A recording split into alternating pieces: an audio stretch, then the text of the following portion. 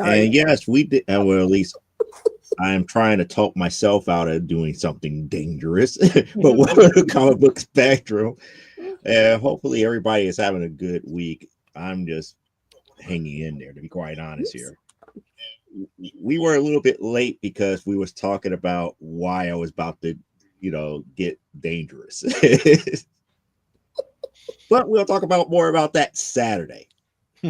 So that's the preview to Saturday. So the Saturday show, we're going to talk about why things might end up getting dangerous, but it is what it is. So, why you're quiet? I thought you guys want to be talking. It's not. If that's the case, I could be like, okay, they're not going to talk. So, hi, Carl. Hi, Well, Donna. How are you doing today? besides, certain people complain if I talk too much. She ain't here. She ain't here. She ain't here. And knowing you, you're going to be like, yeah, time to summon her. Nope, not summoning her this week. You know, she can show up on her own if she wants.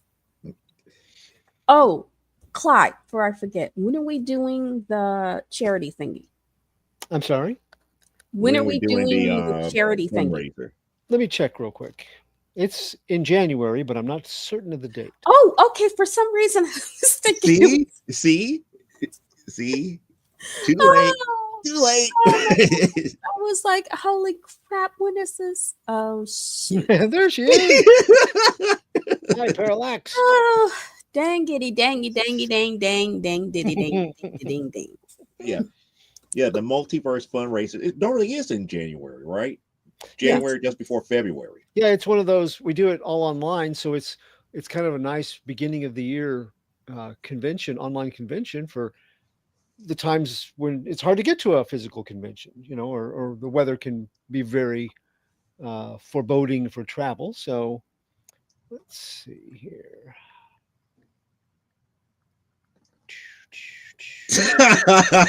Carl, Carl. Oh,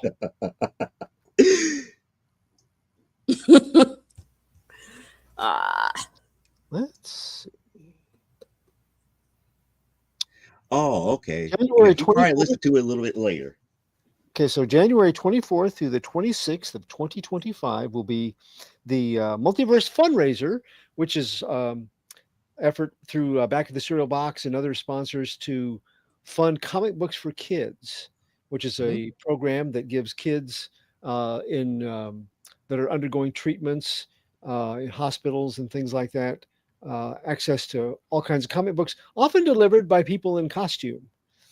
So it's a really good cause, and we used to bounce back and forth between different causes, and that one just last year we chose that one, and it just we saw the testimonials from people that had that touch their kids' lives.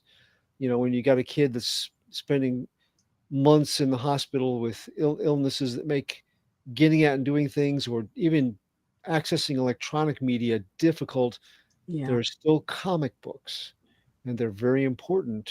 Stories can save us, and um, we were so touched by some of the feedback that we got that we've kind of permanently adapted that to be the recipient of our efforts. So it's a whole weekend of we have celebrities. With interviews, we have thematic shows. Comic Book Spectrum is going to get an hour to talk about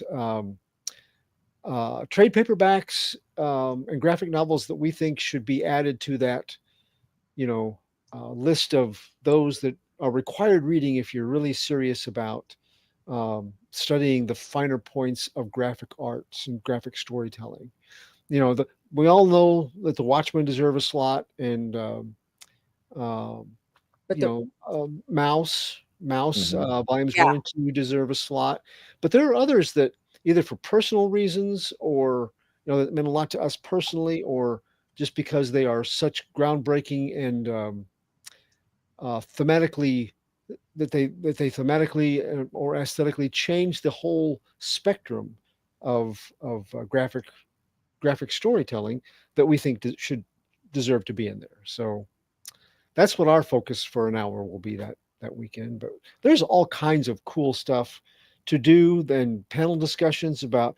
I always participate in the B-list boosters, which are characters that didn't make a big ripple, haven't maybe appeared very often, could be labeled as obscure. We'd like to see get another shot because we think they have a lot of potential. So, Ooh. Yep. I got my book ready. You got your book I ready? do too. I do too. So do I. DC There is you go. really. I have it backwards for a reason because when I talk about this one, I don't want it to sound like I'm salty, but at Okay. the same time, I understand what happened. Okay. It's not a mystery, but if you follow, if those who have been following kind of like my career closely, you understand which book I might be holding in my hand and why I had to read it. Okay. Yep. And we got Donna saying, yeah, it's a good cause. I know comic books help me in many hours I spend in the hospital. Yep. Mhm. Yeah, we always enjoy something about the fundraisers, something for everyone. Yep. And Cool. Carl and Donna too. They've been part of the efforts and they've been on panels and things for the event. So, yeah, it's just like a fun convention that you don't have to go anywhere to do. You just tune in. And last year I got to hang out with the back of the breakfast box, back of the cereal box breakfast show crew on Saturday morning. That was a lot of fun too. So Did you eat cereal with them? I did. Yeah, I mean, you're kind of required. That's the whole idea. Is you gotta pop a cereal box top and show them usually the back of the cereal box to see if it's got anything cool on it, because it's kind of a hit and miss operation these days. Used to there was always something cool on the back of a cereal box, Yeah. but these days there can be puzzles, but there can also be like, look, it's enhanced nutritional information. Okay, and then you have See, to. that It's was good to one have of the like. things. Go I'm ahead. sorry. Go ahead. I'm about to say that was one of the things that kept me away from that show because I would be that one guy that break out the box of Quaker granola cereal and be like, it's granola. It's not going to be anything fun on it. Well, there's a wide range of. I'm always surprised, and then they have sponsors that send them. General Mills and stuff will send them Oh, okay. things to try, and that's always fun to watch. But I always then they do like a something that you found. It doesn't have to be out of a cereal box, but I always try to find something vintage that came out of a cereal box. I have a few things I saved from childhood, and then I've picked up a few things here and there at sales because I think about the next time I'm on the show, I can bring this out, and they'll go, ooh, ah. So it's a really fun show. And this month is Godzilla November, because Godzilla just turned 70 last Oh, Sunday. yeah. Gojira. Godzilla. So Gojira. each Saturday is going to be focused on different Godzilla things. Last week they looked at the original 1954 Japanese release movie, and also the Raymond Burr? American. Well, the American version in 56 also, yes. So it was looking at both of those. And I learned a lot of cool things about Godzilla that I didn't know. So this week it's going to be Godzilla the series. After in 1998, after they tried to launch the American version of Godzilla with Matthew Broderick and The cartoon series? John Reno, they made a cartoon series based Yeah. on Okay. that Godzilla. Yeah, They they're doing that one. Yeah, They did Last two two. They seasons. did a couple because they did that one, and then there was one with Godzuki. yeah, that's the Well, that was the 70s one. previous 70s. Yeah, Okay, the 70s is the one with the head Godzuki. yeah. But I The have been one they're watching. talking about is the Kiss WB one. Yeah. We But, watched that quite a bit. I've been watching some of this Godzilla the series, and it's got some really good art. I had never watched any of it before, but it looks pretty good. Yep. Yeah. Yep. Well, Very true, For Carl. me, Godzilla really didn't get interesting until the humans made Mecha Godzilla. Really? I love. Yes, because again, it got to the point where they felt like we can't trust Gojira. We can't rely on him because it's so iffy. Well, he And would only come out they and eventually fight made Mecha, just because it was it was like something that they couldn't control. It's like when Gojira was truly needed, there was no true way to get him to fight or get her to fight. Yeah. But I mean, because I love watching Mecha versus the original go at it. there is one where it was good. It was Godzilla, Mothra, I think it was Rodan, where because of course when you ever have Mothra, you had the twins, the little twin fairy chicks, and they were the monsters. There was something threatening Earth, and the monsters were discussing whether or not they should bother. And the little fairy chicks were they were interpreting for the humans, because like half the monsters were like, you know what? Every time I turn around, they put missiles up my butt. I don't care. let them die. But Mothra is like, no, we need to be nice. We need to save the humans. Godzilla was kind of like he wasn't quite sure one way or the other, and he had to convince. Godzilla's jury was still out, but they could. My favorite Godzilla was the hippie one, Smog Monster. Godzilla versus the Smog Monster, and they had that song Heal the Earth or something it was called. The English version I don't think was probably as good as the original Japanese, but it was. I always called that the hippie Godzilla. That's the only one I saw in a theater. Everything else TV versions. Yeah, and that really, I was a marginal.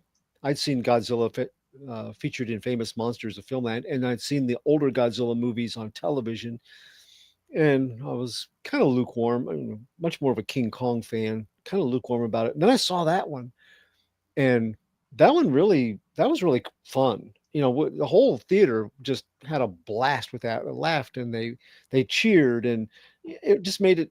I was like, now I really see the appeal, and that's one of the later ones. But I still, every once in a while, I'll dust it off and watch it again because it was so much fun. I love Godzilla, and which one is the turtle again? Gamera. Gamera. And I love Gamera because Gamera was the children's friend. Yeah, there was always kids in the Gamera movie.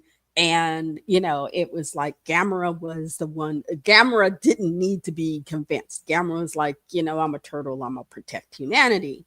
And kids loved Gamera. I loved Gamera. I was figured if Gamera could speak, he'd be, "Boy, how you doing? I'm Gamera." You just kind of think of that sort of crazy Tutor the Turtle type voice for him. And he flew. He flew by pulling his arms and legs in and then spinning around and shooting out flames. Yeah. It's just, to me, it was just it was the goofiest thing, but you couldn't help, if you were a kid, you couldn't help but love him. Hey, he was good with gymnastic routines even. Mm-hmm. Remember he was on the bar and going around and around and around. But that was the one thing that never happened, was the Gamera versus Godzilla fight. And every time they got some creature that was like Gamera, they changed the name to make certain that they did not impede Gamera. Well, Gamera was definitely, Gamera was made for kids, and nobody wanted to think of Gamera as the bad guy in any situation. Well, that plus it would become a fight that would never end. Because as long as there's a child alive that love Gamera, Gamera will fight. Gamera does not lose power until the children lose faith in him. Yeah. And that's any child around the world. It's not just in Japan. Yeah, Netflix, when they put out the Gamera series a couple of years ago, they kind of played with it. Mm-hmm. But and I always thought the kids were the kid should have been younger that they used for that series. The kid Sounds like we need to have a Santa Claus Gamera mashup here. That will work too. That will work too. Except, like, you know, Gamera got run over by a reindeer just doesn't have the same. No. Gamera got run over by a reindeer. I'm just thinking about all the monsters that had literally cracked like Gamera in like half. And because the kids were still cheering for Gamera, Gamera literally healed himself and beat the tar out of that monster after the kids really got into the fight. Yeah, because, you know, Gamera was the shit. I mean, that's the whole point, you know. So long as, you know, Gamera's like the Easter Bunny. So long as you believe, you know, he was the Easter Bunny. He was the Energizer Bunny of monsters. You know, he just keeps going and going and going. Keep going. Yeah, it's just. I don't know. Just like with Godzilla. Godzilla would keep going and going and going as long as there was toxic waste in the world. So I will say I'm more in love with Son of Godzilla. You know, the little son, the little baby. You know, oh, the prototype to Godzuki in the cartoons. Yeah, they had they had a couple of movies, I think 2 or 3, that feature baby Godzilla. And I love because they were there was one where he was teaching him how to breathe fire because baby Godzilla could only do the smoke ring. And actually, you know, knew a couple of people who had seen it going, well, you know, he's smoking the wrong cigarettes if he was smoking. He had some unfiltered Salem. He could do that fire. And like, if unfiltered Salem would make you breathe fire, maybe you need to give up them cigarettes. But, you know, but it was so cute, you know, and he got it at the end when needed. You know, and he was just so adorable.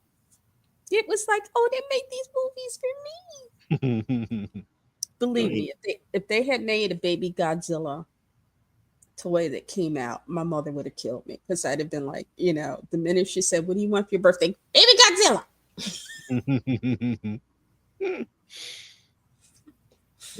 Thinking about all the kaijus, there's just certain fights that I just know that we're probably not ever going to get. One of the ones that I really wanted to see, and I know we're never going to get it, was Ultraman versus Spectre Man. You're not going to get that one. Yeah, I could see why. And the thing about it is, like, the legend of Hayato is still around because he's technically not dead according to the legends. No, it's like hibernating or something. But Hayato is the original Ultraman. Yeah. So, but Spectre Man, technically, according to the TV series, cannot take human form again. The human host that he embodied took too much damage in a car accident, and it's like it was a thing about either you have to stay a human long enough for him to heal before you go and take on the final monster, or you have to save the Earth here and now and lose your body. He chose to save the Earth there and now. Okay, I see that. It's not like Spectre Man can't come back to Earth, but he it's like he wouldn't be, you know, he wouldn't be able to hide. He would have no way to go to human form. I was about to say he'd need to find a new human. No, again, the way that he became human was quite different than how Ultraman became human. Okay. Ultraman became human. The actual spirit of Ultraman became human because he accidentally killed Hayata. On a mission. So in order to save Hayata, he embodied him in order to save his life. Ultraman, I believe, he came to Earth and they built a body for him, and he had this one special buckle that he he would hit and he would turn into a human. Okay. But that body could only take so much damage. There's also, that's if I remember my Ultraman, Spectre Man correctly. So those Spectre Man fans, if I stated the wrong way, let me know. But I think that I remember that it was something about the way that his buckle or something like that was something about his buckle that hid his human form. Hey, speaking of Godzilla and kaiju, Ooh, you got a book? I mentioned this. Well, I mentioned this last time. This, the Godzilla Monster Piece Theater. Yeah. And look, they did a Fantastic Four homage. Yeah. And Parallax was kind enough to give me an online link, but I managed to actually score a physical copy too. And we were talking about themes that were like really close to maybe copyright things coming into play. The storyline for this is a great issue. It's basically The Great Gatsby meets Godzilla, but the way they do it, it is sort of like the storyline. It reminds me a lot of Godzilla -1, set in 1922, and a very bereaved Jay Gatsby trying to hook up with his long lost love Daisy thinks that he has lost her in an attack by this horrendous sea creature, and so he organizes a group to go after it. He takes all of his finances and and puts together a group, a very much League of Extraordinary Gentlemen, composed of real life historical people and fictional people to fight Godzilla. Oh, I am so in. This is like it's supposed to be 3 issues, $6.99 cover price, which is higher than ever, but it's got more pages. It's a thicker book, but I just love the story and the whole approach that they took to it. And it's got some pretty decent. They go back full screen for people to see it. Hold on. There you go. Ooh. Yeah, it's creepy. It doesn't look creepy. Here we go. It has.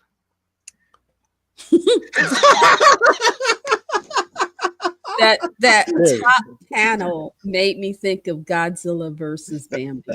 No, that's not why I was laughing with the one panel where they had the rope tied around Godzilla's foot and they Godzilla was just Is that the man in the yellow hat from Curious George? I don't think so, but he could be. I suddenly realized there's a guy in a yellow hat. All we need now is a monkey. A monkey, yeah. No, but it was just a fun read. And when I had read the synopsis of Godzilla meets The Great Gatsby, I'm like, oh, I gotta find out what this is all about. And that's it's fairly lighthearted, but they don't treat it lighthearted. They take it seriously, which in some cases makes it funny, like the rope around his foot. But also, you got these 1920s hero characters and real life historical figures that are very serious about tracking this monster down and stopping it once and for all. So it's cute. Was that Lindbergh flying the plane? No, Gatsby has pilot friends. And he's a pilot. You have the time machine up here. Oh, okay. So we have Wells. Okay. Yeah, Wells is. You got a very elderly Sherlock Holmes. Oh my goodness, Sherlock Holmes. And Sherlock Holmes. It's like mystery character down here. Yeah, but the thing is what is Sherlock Holmes gonna do? Because Godzilla does not care about logic. No, but coming up with applications of technology and strategy. Holmes is good at. Because my first thought was, what, you going to try and logic Godzilla? Because Godzilla will just turn also he has some chemistry skills that could come in handy too. Right, I'm about to say, yeah, he kind of is a druggie, but also at the same time he deals with Moriarty and his devices. Mm-hmm. Okay. Yep. Ooh, maybe he can make a special Godzilla drug. I was tickled because they went to one of the people he roped in was Edison. And then Holmes was like, "Oh no, he's a pretender and a money grubber. You need someone that has real insight." And I figured that they were going to send him to Tesla, but instead, it's a couple of the fictional, well, like the time machine scientist, and those that make Edison look kind of cheap by comparison, or at least money centric by comparison. So yeah, Tesla would have been great because I mean, that would have been my first. Got like, 2 more issues, so they may rope him in yet. It's quite possible. Oh, okay. So it's not a single volume. It's a couple of books at least. Three 699 issues. Yep. So okay, over the next... I keep the question up there because that's the reason. I don't know who it was centered around. It's like, did you read the digital book I sent you? Yeah, I read it. Peter Potamus.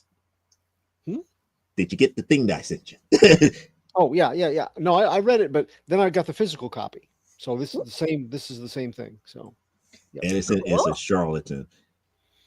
Edison is if I could say, not really a businessman, but he's what we call the prototypical marketer. He was an opportunist. Mm-hmm. Yes. He was an opportunist. He found a lot of those things that he got copyrights for and whatnot. They were other people's things that he managed to get the rights to. And then he would hire the other people to the ones who actually, like the movies, the French, the fellow who made From the Earth to the Moon, silent film. Well, first agents of Edison copied it and showed it in America, like, for profit, because international law was not as firm about it. So they basically stole it. Then he hired the guy to come work for him. So, for probably not as much as he should have, being the one who created a lot of those special effects things, but that kind of opportunism. Yes. Yep. It's he was the Musk of his day. Mm-hmm. Yeah, she's saying that was the book. Yep. It was wonderful. So thank you for helping me to get a taste of it, to go, yes, I need to have these in my collection. So thank you very much, Parallax. It's a good read, and I would recommend it to. It was my favorite read that week, so I would recommend it to anybody if you like, especially if you like kaiju or that kind of League of Extraordinary Gentlemen flavor kind of book. I still wish the movie would have not dealt an more with Mary Shelley. It's a plant. I'm sprouting. Yeah, that was the question. So you answered her question here. I'm glad I finally made you spend money. Yes. Fair play. Turnabout is fair play. Yeah. Parallax's revenge. Yes. Oh boy, that was hilarious. So did anybody watch any good monster movies for Halloween? No. No. We watched. You know exactly what I watch. You know exactly what I watch, and I'm keeping my mouth shut because I don't want to ruin it for everybody. And besides, I try to keep things positive. Okay. I watched. I forced my assistant to watch Werewolf by Night. I fed her. So it wasn't the total. I gave her food and she watched Werewolf by Night with me. The original black and white version. Gonna ask color, black and white. Okay. Yep. Okay. I told you I am not doing that color crap. It takes the weight, it just takes all the gravitas out of it. And and I love the transformation away. I love Ted. How can you not love Ted? And what I was like, I told her, I said, before we watched, I said, the monster's name is Ted. And she just looked at me like, what? And she's still kind of like, what? And she had no idea what Ted was. Yeah, and then I was explaining about why people, when Ted would grab them, they would bust into flames and whatnot. And so, she actually enjoyed it though. Cool. She enjoyed it so long as I was quiet. And then I watched that. I've been catching up on Castlevania because I love me some Castlevania. And of course, I don't, as much as I love Toy Animation's Hellsing series, I Team 4 Stars Hellsing Abridged. That's because they do comedy with it. Yes, and Team 4 Star has a knack for comedy. They just and it's just I am in love with that series, and at least once or twice a year, I have to. If I'm feeling blue, that'll always get me laughing. Mm-hmm. You know, it just it and especially the Hamilton tribute. It's just I love that. I'm sorry. I'm a horrible. You know, I'm a horrible. You would be horrible if you loved what they did with where was it? X-Men 95. I haven't seen any of their new stuff. My oldest and I used the old stuff. They did a parody of X-Men 95. And I haven't seen one of the key taglines that everybody knows eventually appeared in X-Men 3. Okay. And that quote is, "I'm the Juggernaut, bitch." They were responsible for that being around because they redid X-Men 95 in that aspect here. They made it's like, don't you know who I am? I'm the Juggernaut, bitch. I'm the welterweight champion Juggernaut. I never saw that. My oldest introduced me to them because of the early Dragon Ball Z. I know they're doing newer stuff now, but their early Dragon Ball Z stuff was how I got introduced to them. And that just had me rolling. You know, I love the Dragon Ball Z. It just, you know, if you want, what are we going to learn today? Dodge! You know, where Mr. Popo is actually still black. So, you know, just, you know, but yeah, I my oldest introduced me to that, and we would sit and watch it. And then I was like, well, what else are they doing? And I just happened to go to their page, and it said Hellsing Abridged. I'm like, okay, I gotta see what this is, because I had just gotten into what I just finished watching Hellsing Ultimate on Hulu. And then I watched a Hellsing Abridged, and it was like, okay, I'm in love. You know, it can't be as bad as Dragon Ball. They're like, Goku, you got to be one of the worst dads ever. Why? You're the world's best martial artist, but yet Gohan can't even do the basic thing. What? You mean he can't dodge? One of my favorite lines from Hellsing Ultimate is "Bitches love cannons." Mm-hmm. You know, there are times when I just get up in the middle of the day and I just run to the house screaming, "Bitches love cannons." You know, and they've sort of developed this. Okay, she's just in one of those moods. Ignore her. You know, I never do it when we have company. I still think about the scene that came in. Oh, the first one. The first time they do it. It's when they convince him to stay in the basement because they don't know the Valentine brothers are going to show up. Mm-hmm. And they're convincing him to stay in the basement. And he tells Walter he wants a new gun. And he says, get that bitch a cannon. She's like, but I have a gun because bitches love cannons. Like, and of course, she then, my phone thinks it's a Great Dane and can't help but bark. She then uses that later down the road, mm-hmm. You know, which I love. You know, that I think of her name. Sarah's Victoria. No, not her. The other one. The one that he turned, the sniper. That's it, That's Sarah's Victoria.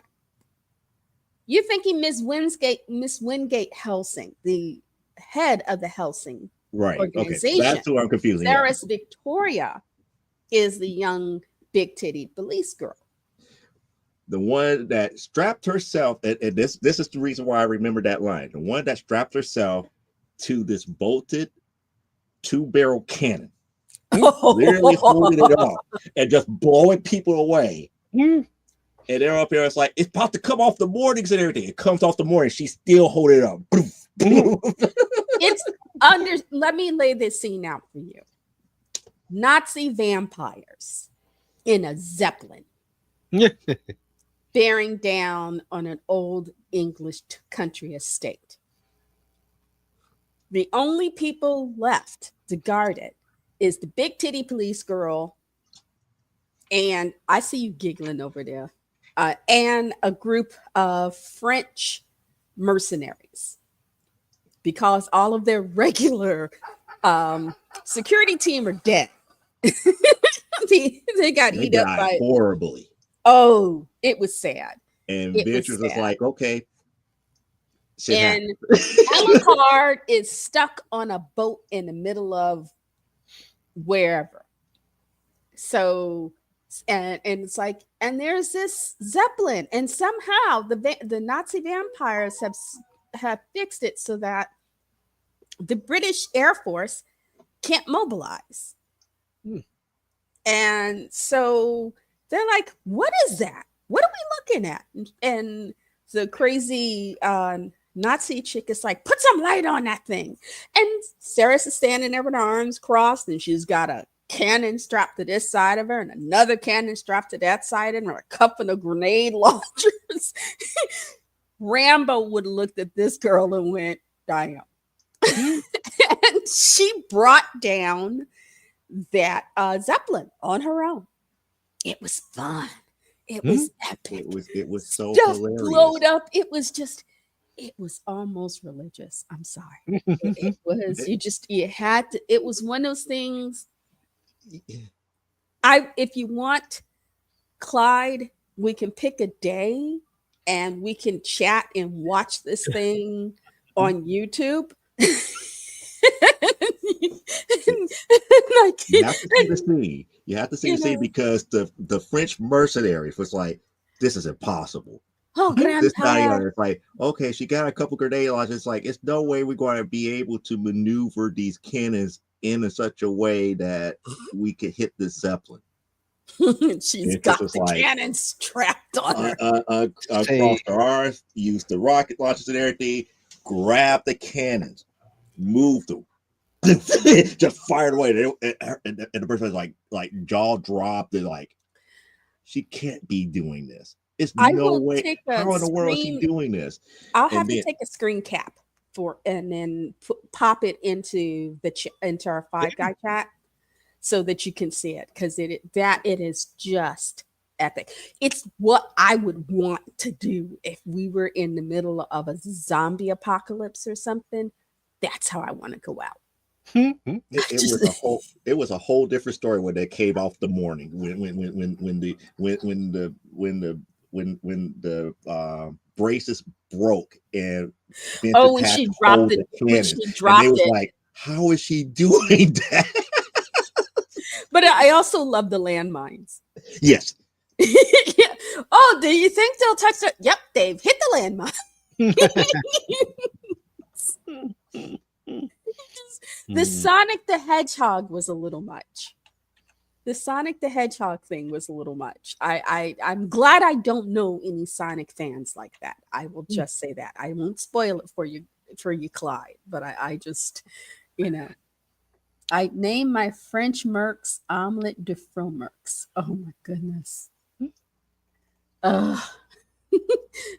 Leia's talking about what she would do with French mercenaries, but it's one of those things. The original show is very violent and very gory, and what they did is they didn't lighten up the violence or the gore. They just added a whole bunch of humor to it.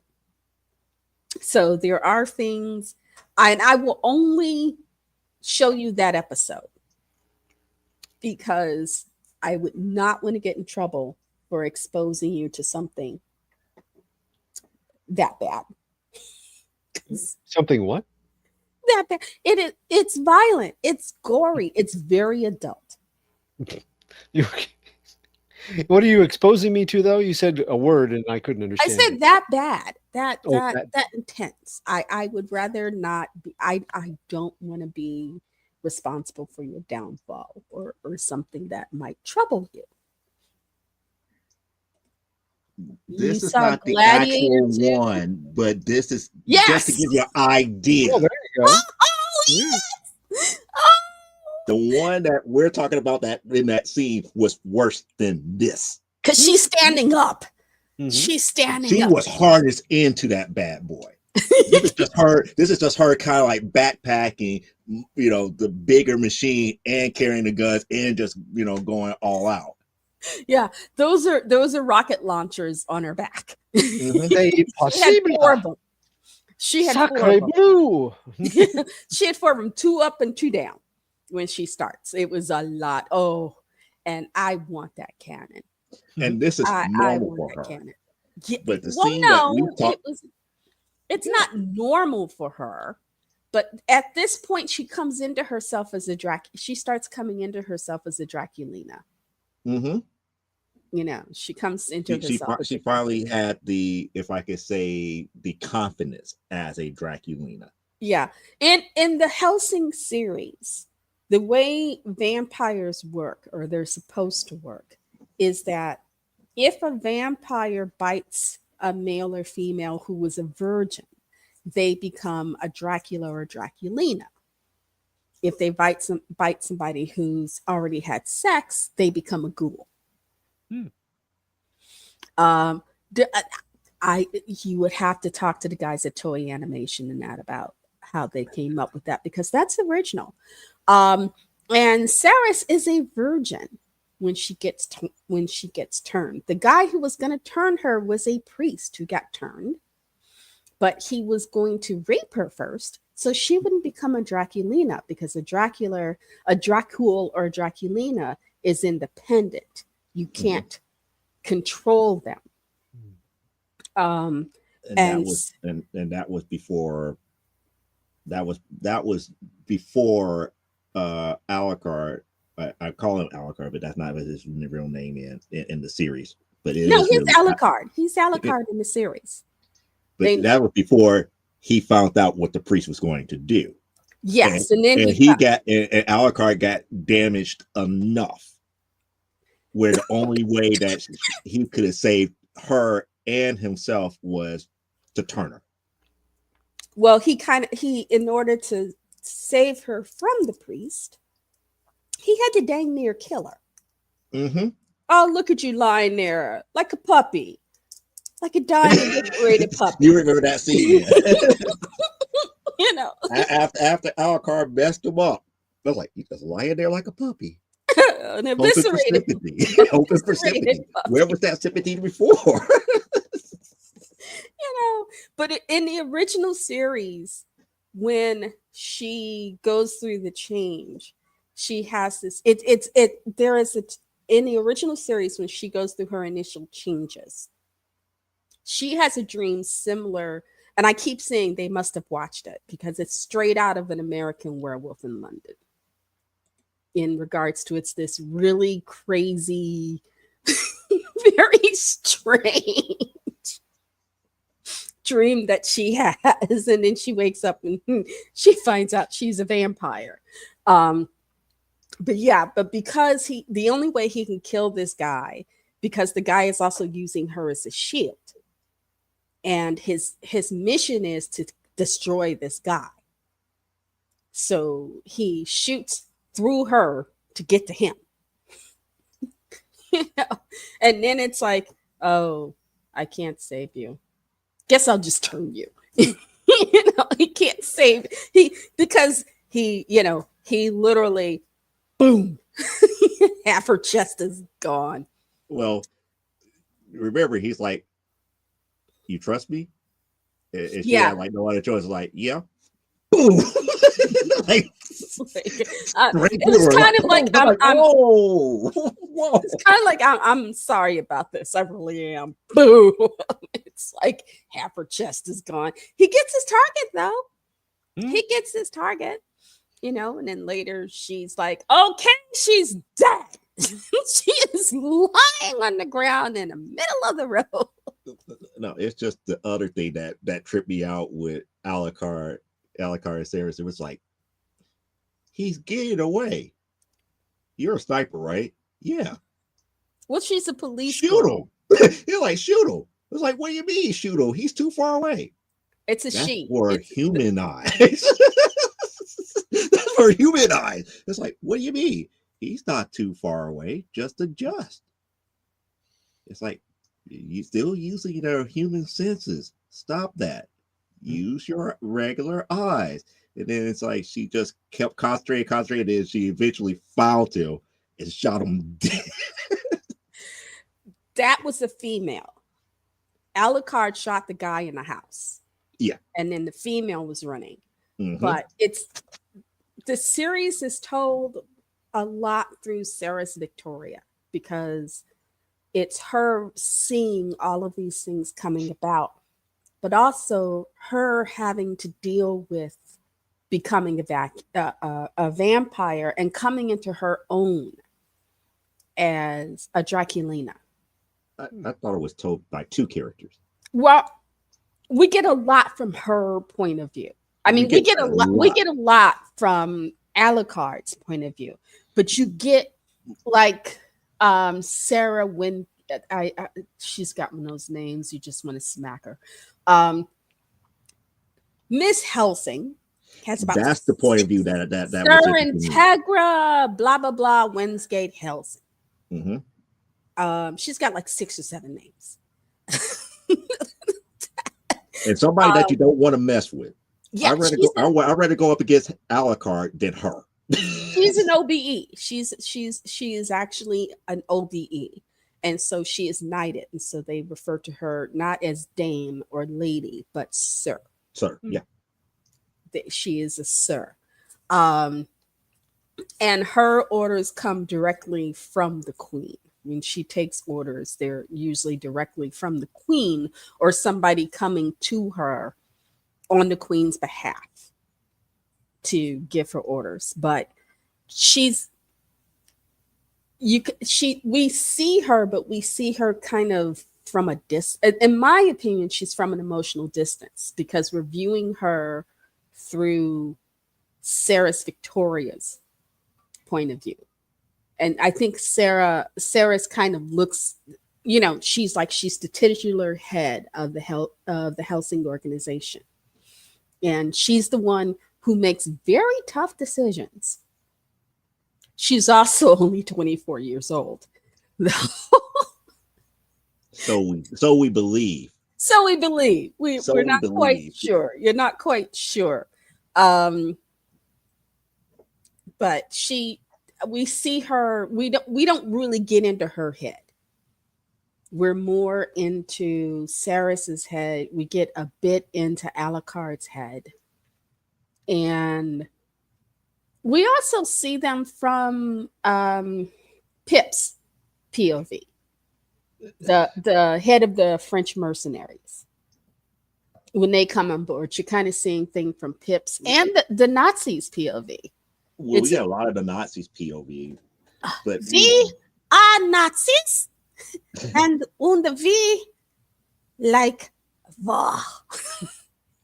I forgot which movie it was, but there was one that got turned that gave Alucard some go. I mean, it was almost to the point where Alucard was like, okay, fine, I just can't hold back anymore. Oh, Alexander Anderson. But he wasn't a vampire. He was something totally different, because he was something involved. No, he was something that the Catholic Church created. Because Anderson, when they first meet up, they shoot the crap out of each other. And then they both come back from the dead. So Anderson he's not a vampire or a ghoul, but he's something that the Catholic Church created to fight vampires, ghouls, and stuff like that. Who happened to turn evil. He's not as evil as his boss. Yeah. Not as easy as his crazy boss. You know, that dude, I especially, it was more fun watching him get his comeuppance in the Hellsing Ultimate. Mm-hmm. It was funny and fun. I mean, it was kind of satisfying in the series, but Hellsing Ultimate put a spin on it that was just too. I'm still trying to figure out the relationship between Alucard and Ventress, because technically Ventress didn't need Alucard and Alucard didn't need Ventress. They could have technically killed one another. You mean Ceres? No, the head. Oh, Miss Hellsing. Mm-hmm. Sir Integra. Mm-hmm. That's what they call her. See, there's a secret that Ceres was, we kept seeing things from Ceres's point of view that we could never figure out what was the true link between Integra. You see it later on. It's Integra's father or great grandfather, whatnot, who actually gets Dracula. He actually gets him. He catches him. And I guess they bring him to England and make him serve the Hellsing family. And when her father dies and names her as the head of the family, and her uncle decides, why should, this 13-year-old girl be running the family? I want to do it. I want to be head of the family. He tries to kill her. Her father, before he dies, says, if you're ever in trouble, go to the basement. There is something in that deep, dank basement that if you were ever in danger, will save your life.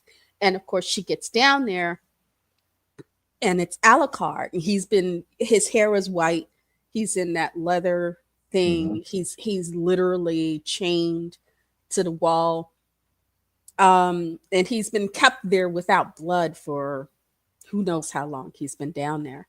And it's not until she gets shot and he gets a taste of her blood.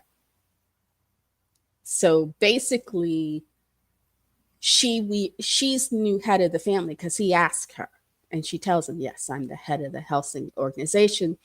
It's the taste of her blood kind of binds them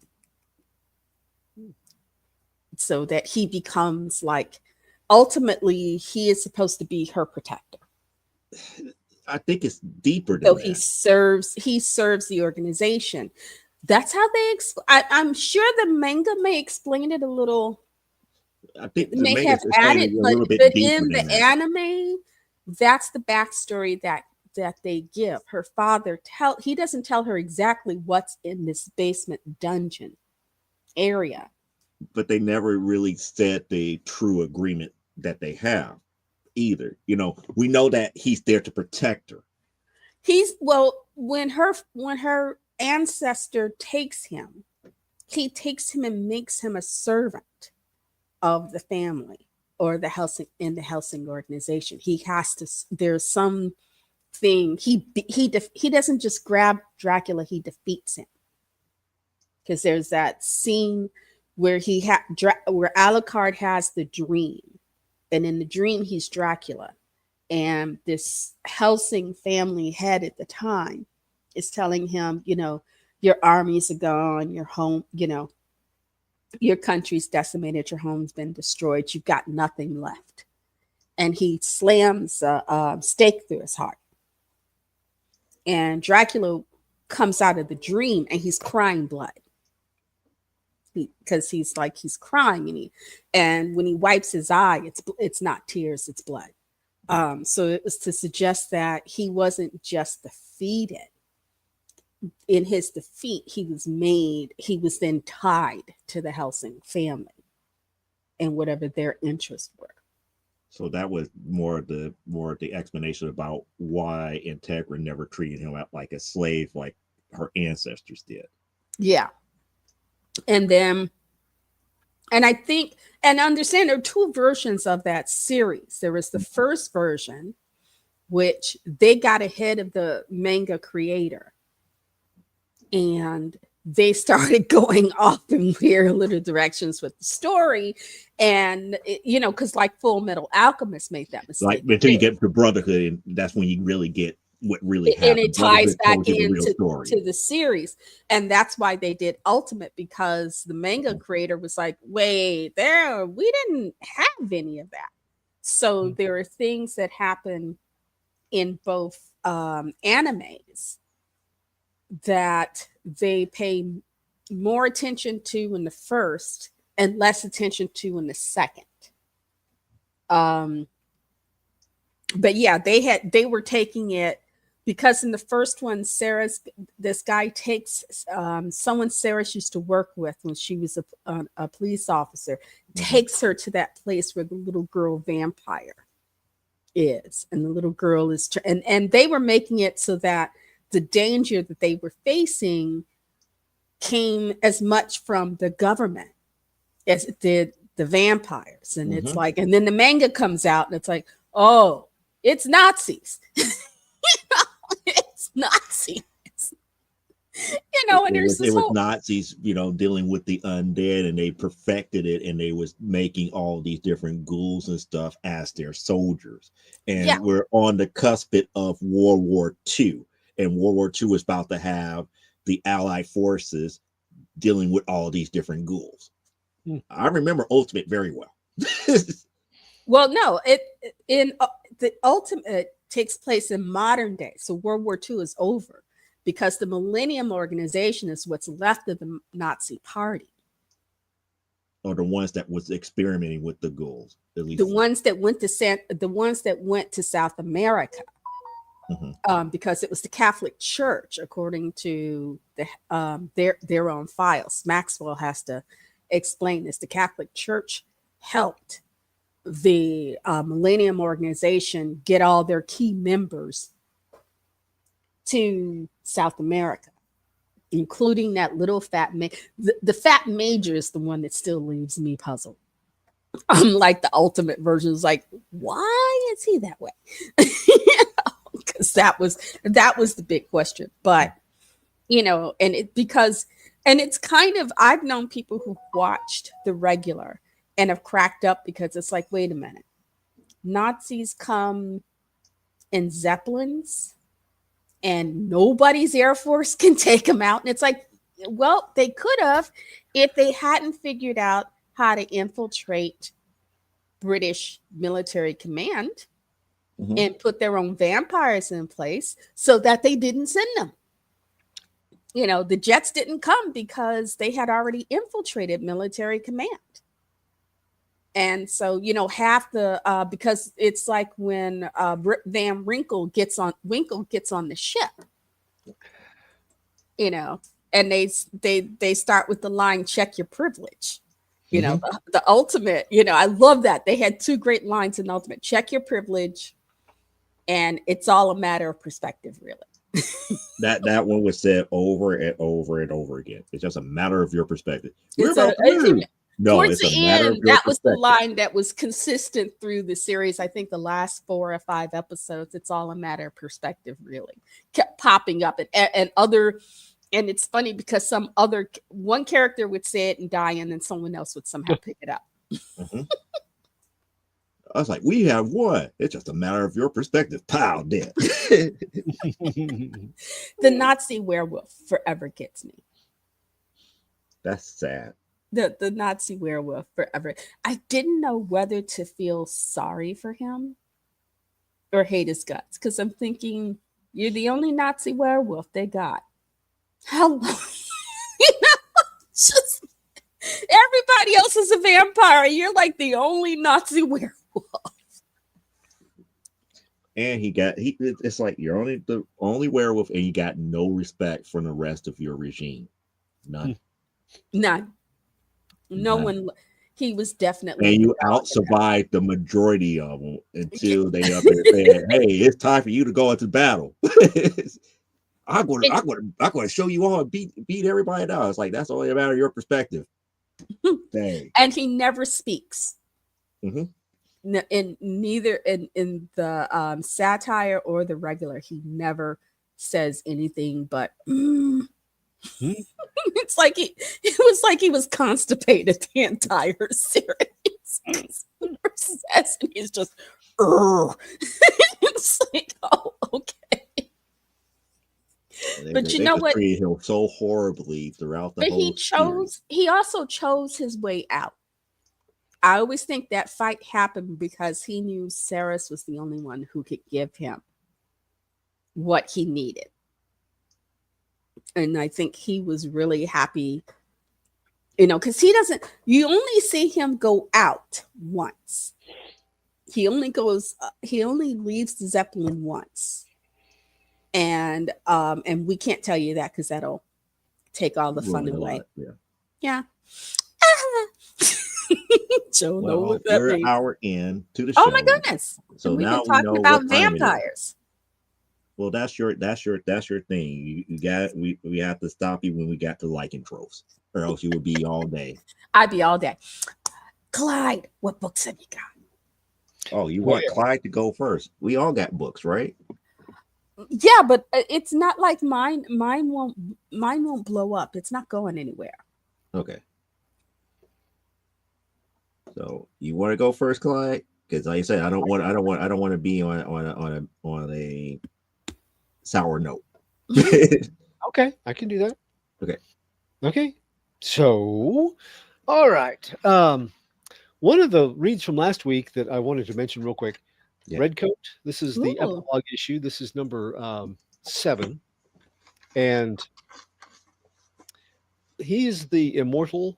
He's accidentally made immortal during the Revolutionary War. He is a redcoat, and he's kind of got that John Constantine, being a anti-hero, really not a hero. He didn't want to be an immortal.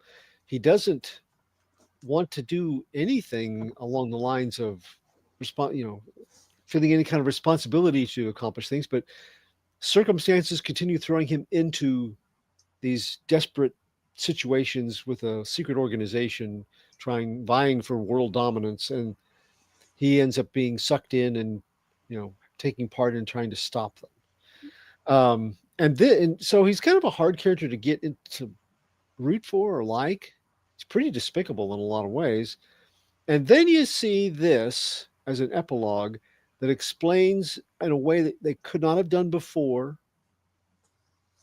exactly why he is the way he is. He didn't ask for this. He didn't want this. And now he is condemned to everybody he likes, everybody that he gets close to, any kind of interest he shows in institutions or the things that we all think of as long-term. For him, it's just a passing thing, and then they're gone. Mm-hmm. And this issue just nails that perfectly, and it's good storytelling, I think, when you got somebody that is hard to root for until you get to see him going through the phases of trying to keep himself at a distance, finally becoming friendly and accepting of people, and then watching them die. It's very touching. And it, like I said, I don't think they could have presented it as it went along that way, but this issue makes it one of my favorite of the Ghost Machine books now. So it's really good. This week though, we got, I did want to mention one thing too real quick, because I said in our little blurb about stuff that's coming up to watch for that you might want to see over the holidays. Holiday season.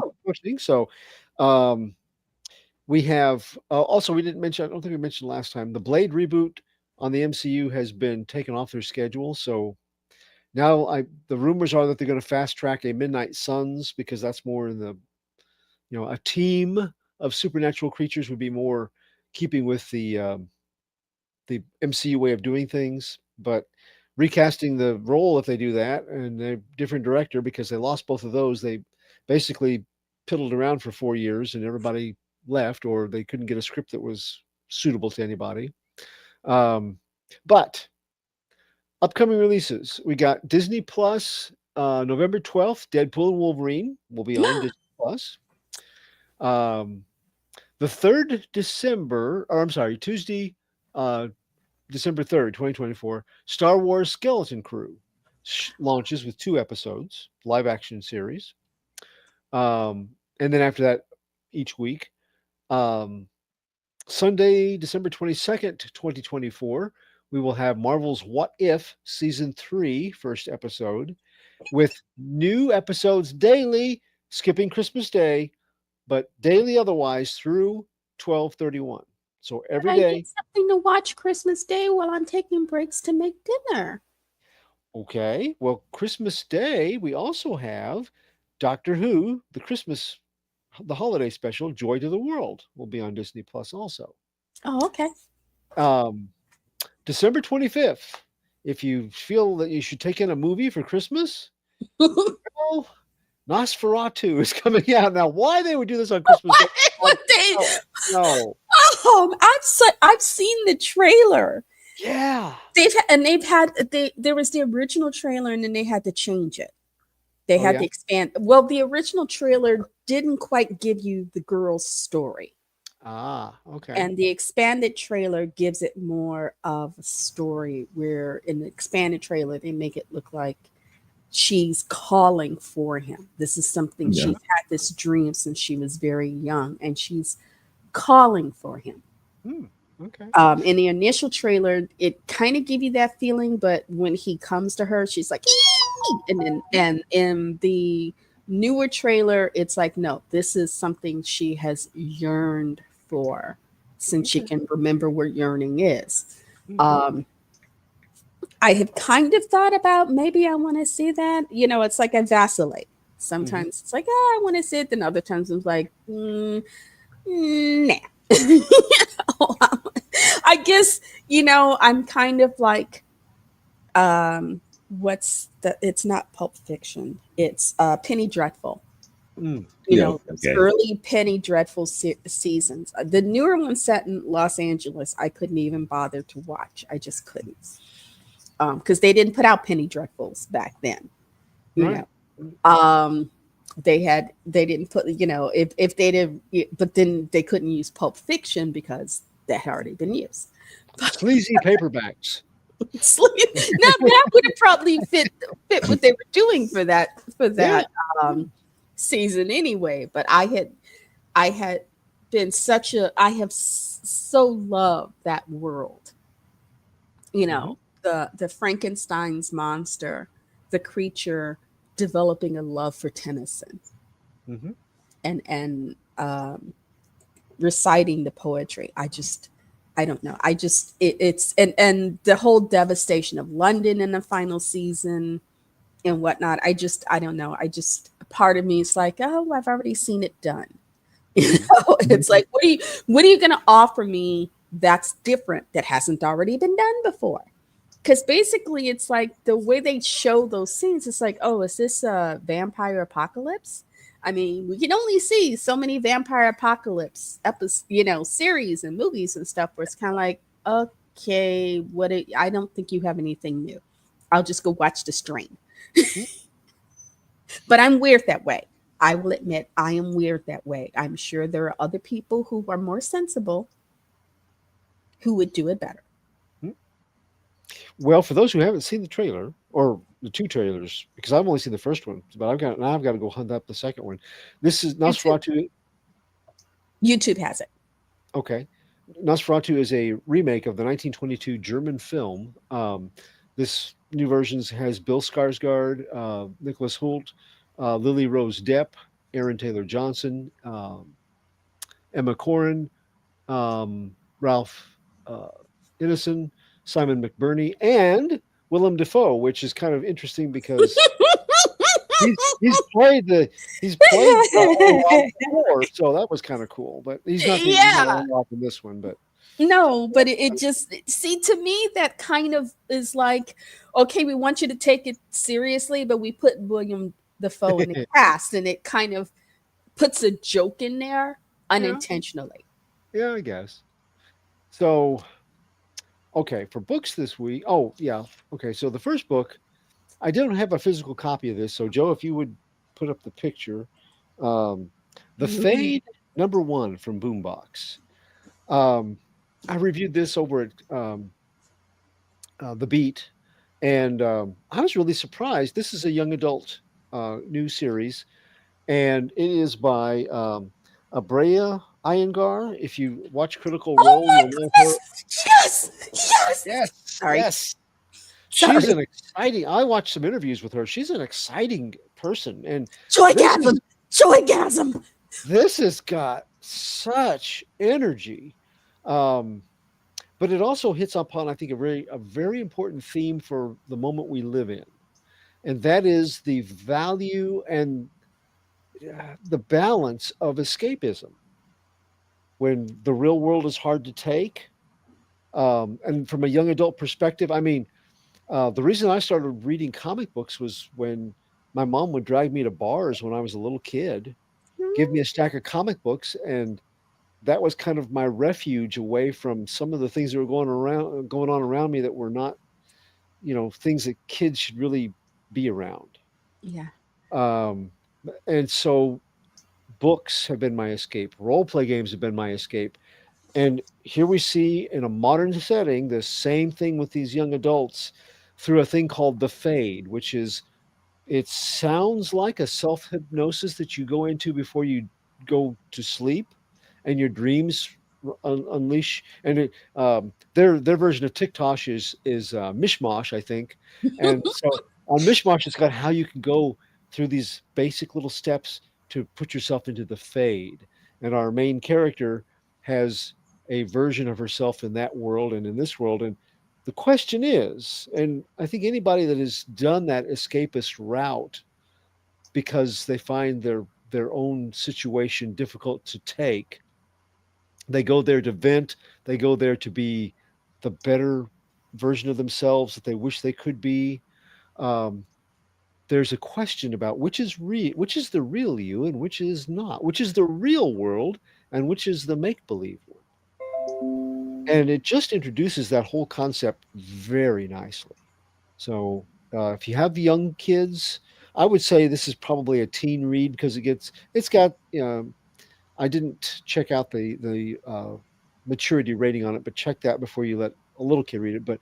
But probably tween and up would be good, especially if you've got kids that have that kind of tendency of, the escapist sort of through literature or through comics or movies, whatever, video games. But it was a really surprisingly good read. We got on artwork, we got Mary Costa, which this covered, the inside is it's kind of a lighthearted look, even though it's somewhat serious in its tone at times. It's also very funny. And it has I don't want to call it cartoonish, but it has a simplistically appealing aesthetic to it. So this is a pretty serious looking cover, but I really like this cover, so I chose it. But the mainstream cover is by the same artist as the interior. So, and that is Marie Costa that does that. Can I give some background on Abrea? For those who don't know, those of us in the gaming community, Abrea Iyengar, she started as a stand-up comic. Mm-hmm. And she's connected through Geek and Sundry, Dimension 20. These are YouTube channels that specialize in tabletop role-playing games, but most notably Critical Role. Abrea is so good at DMing. She is the only woman that Matt Mercer has turned his game and table over to. Mm-hmm. She has done Critical Role as both a player and a DM. In fact, the first episode of a Critical Role show, they were doing a short Skyrim series. That's what I saw first with her as the DM. And it's like, oh, it's a Black woman DMing and she's good.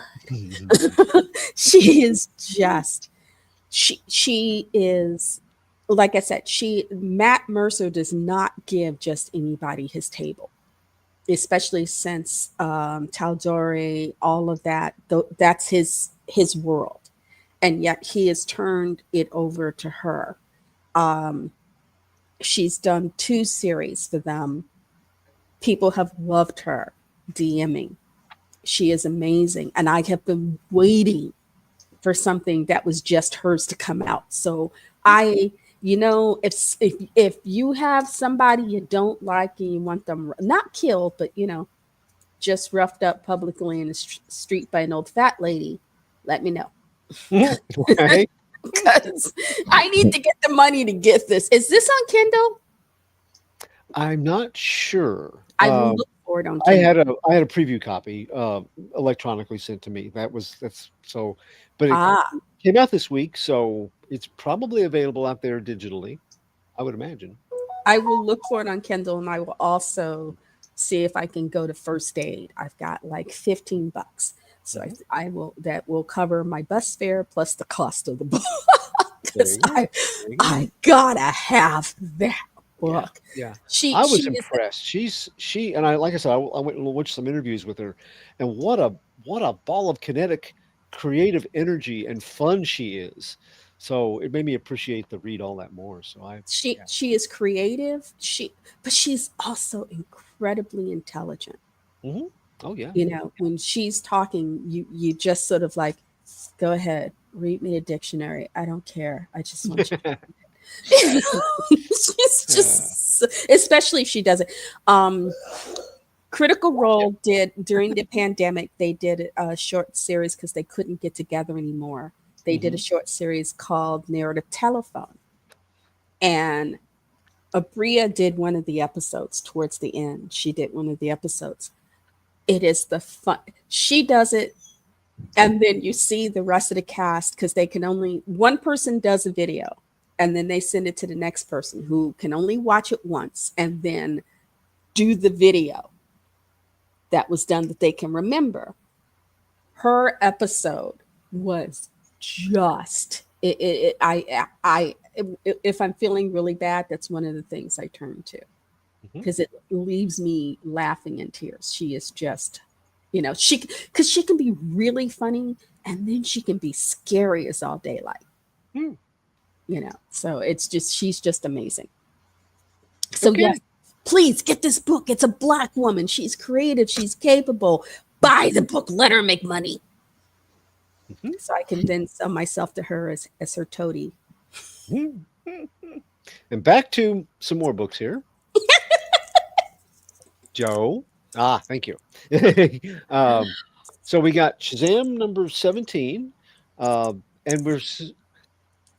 this one is another one of those that kind of, for the current time, it's looking at things going on around us in society that, for a Shazam book, I would not have expected this, but it makes some comments about the world that we live in, and they're also continuing to explore the all of the sources of power, the pantheon that powers the Shazam families, and this is Captain Marvel Jr. here, who you would think of as Freddie Freeman. He's taken on the world, since we have the captain instead of any Marvels. We have the captain. Billy is the captain. He is the commander now, and he's making a bigger name for himself as a hero in Philadelphia than the captain is, by using a little item that he happened to find in the Rock of Eternity, where a lot of dangerous magical items are stored to keep them out of the hands of unwary people. He's got one of them. And it was an interesting read. It goes to places I wouldn't have expected, but it's an interesting expansion on the whole Shazam mythos.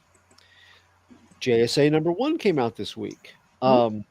It has interesting lineups of not just the JSA, but the Injustice Society and Infinity Incorporated.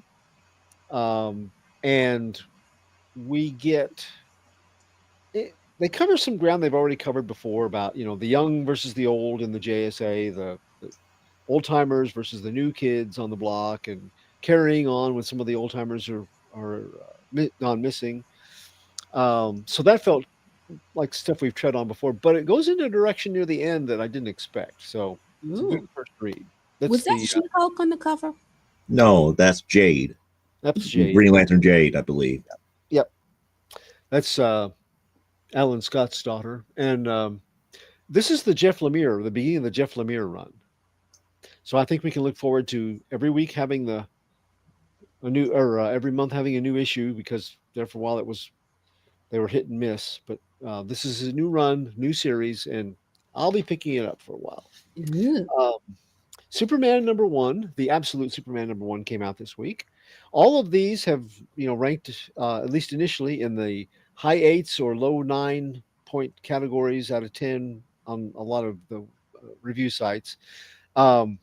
This one, the Batman one, has been the one that I had the most trouble with. This one I like. We look at Kryptonian society in a different way, and the whole idea of Superman applying his gifts to help humanity is very different. So, yeah, very much. He also looks like Henry Cavill.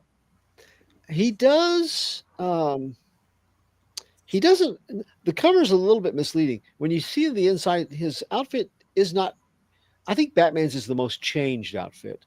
His, actually, when you see it in light, it is not that far away from what we're somewhat accustomed to because of Henry Cavill and that kind of interpretation of him. But the storylines and the background are really a lot of fun. Again, they play with your expectations of, the version here is just a little different than what you're expecting, and they play with that to make it entertaining and interesting. So, Joe, I had this in mind. This was a freebie, AEW Origins, and DC and AEW are combined here. You ruined the surprise. Now I'm going to be doing a salty version now. Oh no! Oh no! I will explain I have my explanation about the book here. Okay. That was the one I was going to review tonight. Oh, okay. Well, I'm not going to review it. I'm just saying this is an introduction to like 6 of the AEW, and I don't know. I don't follow them, so I was interested in the way they presented their stage personas. I thought there were some of them that were interesting. I don't know them. I don't watch them, but I thought of you when I read through this, because I thought, this is wrestling and superhero kind of. Well, it's wrestling. There's not really a superhero element to it, but it was an interesting introduction to some of them to me. But what I am going to review is another special preview issue, and this is called The Lucky Devils. And it is a special preview edition of #1. Image Comics. It's $3.99.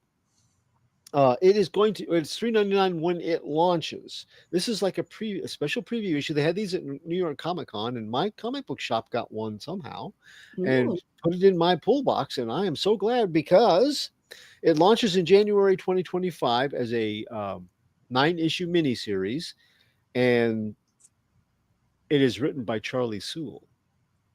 The art is by Ryan Brown. You may remember them. They did a little thing called 8 Billion Genies. Mm-hmm. Yeah.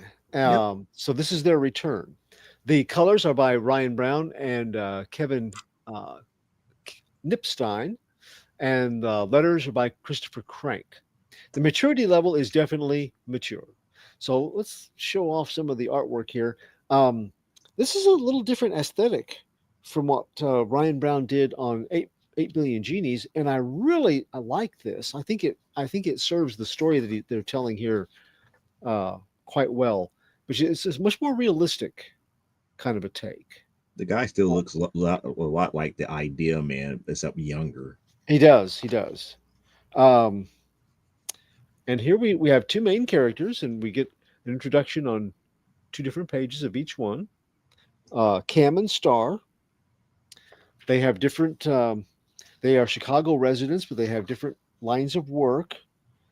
and they're having a bad day. We can kind of tell the way that all the panels darken on both of their pages as we go through here, as we're introduced to them. And they're putting the final touches on their bad day, happy to have it over with, at home in their little apartments,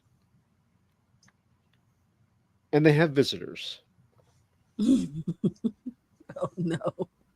2 little devils. And the 2 little devils offer them a deal, which they both eventually accept. So this is a setup issue. It does not have a lot of action, but it doesn't really need it because Sewell is that good at writing dialogue, and Brown is good at bringing it to life with his imagery. So Cam Stain teaches philosophy at a community college. Star Wilson is an LPN working at a Chicago hospital. They live apparently fairly close together, but they don't know one another. But they both have something very special in common. They both had horrible, terrible, mostly garbage days. The day where we pick up their story for both of them is awful. Also, they're both pretty decent human beings, despite the crap each one endures on an ongoing basis.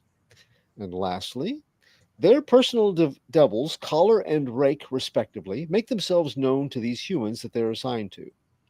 The devils have a bone to pick. Basically, their work is choosing one of the 7 deadly sins for their human charges and beating them up daily with bad experiences and circumstances. That's supposed to prime these humans for engaging the primary sin and diminishing their better natures. Cam's weakness is anger. Star's is envy. But no matter how hard the devils push their buttons, both these humans regularly resist engaging their fallen angels. The devil duo has watched their infernal peers take decent human beings and turn them into hateful, petty monsters with a litany of expanded sin buttons that the devils play like a keyboard. That kind of achievement gains the mortal charges in our world more power and glory, while the devils responsible for their compromised values and dirty tricks end up earning higher and higher positions in the underworld hierarchy. Cam and Star are exceptions, refusing to live down to their lowest potentials, and Collar and Rake, they're tired of living on the lowest rung of hell because of it. So the devils offer to cook their sin books. Basically, these 2 humans can go on being the decent human beings that they are, while their devils chart their non-existent ethical compromises, their fall into depravity. That way, the humans gain more prestige and power in the regular world, and the devils do the same in their infernal home, and no one will be the wiser. Naturally, the devils have another grander goal in mind, but their ultimate ulterior motive, that's going to surprise about everybody, I think, by the time they get to the end of this book. So, the good. Okay. The creative team of Charles Sewell and Ryan Brown, they return following a successful miniseries, 8 Billion Genies, that I mentioned. Now, the definition of successful for them, that book, that series sold over 500,000 copies. It's also being worked up as a feature film from Amazon Studios. Better, the potential contained in this first issue of the Lucky Devils, this series may actually eclipse 8 Billion Genies and their previous collaborations. Soul sets up the perfect insights into Cam and Star by showing us these 20-somethings going through a day from hell, only to find out that days like these are the result of infernal interferences. And he also shows us how tired Collar and Rake are of working their scaly fingers to the bone day in and day out, only to have their bedeviled people still take the high road all the time. It's frustrating for the devils, and yet this is the cool part. They're not upset with the humans as much as they're pissed about the flawed system in place throughout the underworld where they serve. Each revelation is humorous as well as thought-provoking. We probably all have felt like bad luck personified has plagued us on some of our worst days, and it's fun seeing Soul prove us right, at least in the way the story goes on. Ryan Brown's art is less cartoonish and more fleshed out, I think, here than in 8 Billion Genies, and it serves the story better for the kind of story this is. His approach is humorously uniform in presenting modern-day Chicago, namely the workplaces, the streets, and the apartments of our poor and struggling protagonists, and drawing parallels with the lowly station that Collar and Rake are confined to in hell. Humorous not because the two locations are similar, no. Humorous because the systems keeping good people above and bad people below pigeonholed as small and insignificant cogs despite their hard work and efforts, that is those are similar systems that both of the sets of characters have to contend with, and it's at the heart of the story. So the bad. Okay, unlike 8 Billion Genies, which had a more nebulous basis for the dimension hopping impish genies granting wishes across all of humankind, Lucky Devils relies on tempters and hellscapes conforming in non-specific ways to scriptural references across multiple faiths. In this first issue, nothing is outlined or expanded on more than that, but it's still there. But because it's there, chances are, for some readers, invisible devils tempting humans to act badly will be too religious or have too much of a religious overtone. For others, the humorous tone regarding infernal forces allied with humans in a common purpose, they may find, you know, these characters are searching for spiritual truths, but some will think that it's too flippant regarding their feelings about faith. So it's kind of it's doing that balance thing, I think. They don't go overboard about the religiosity of it, but it is there, and for some people it would be, they'll be offended one way or the other. But I think personally, I have faith in Sewell and Brown to examine our human natures, the things which make us wise at times and willful and fallen in others, without being offensive in any way. It's the same approach that they used for commenting on the best and worst parts of us and of society with heart and good humor throughout 8 Billion Genies. I think if people will give it a chance, even if they at first kind of go, well, I don't know, this goes in places I don't want it to, I think that they will find a lot to enjoy about it, as long as they keep an open mind regarding that part of the storyline.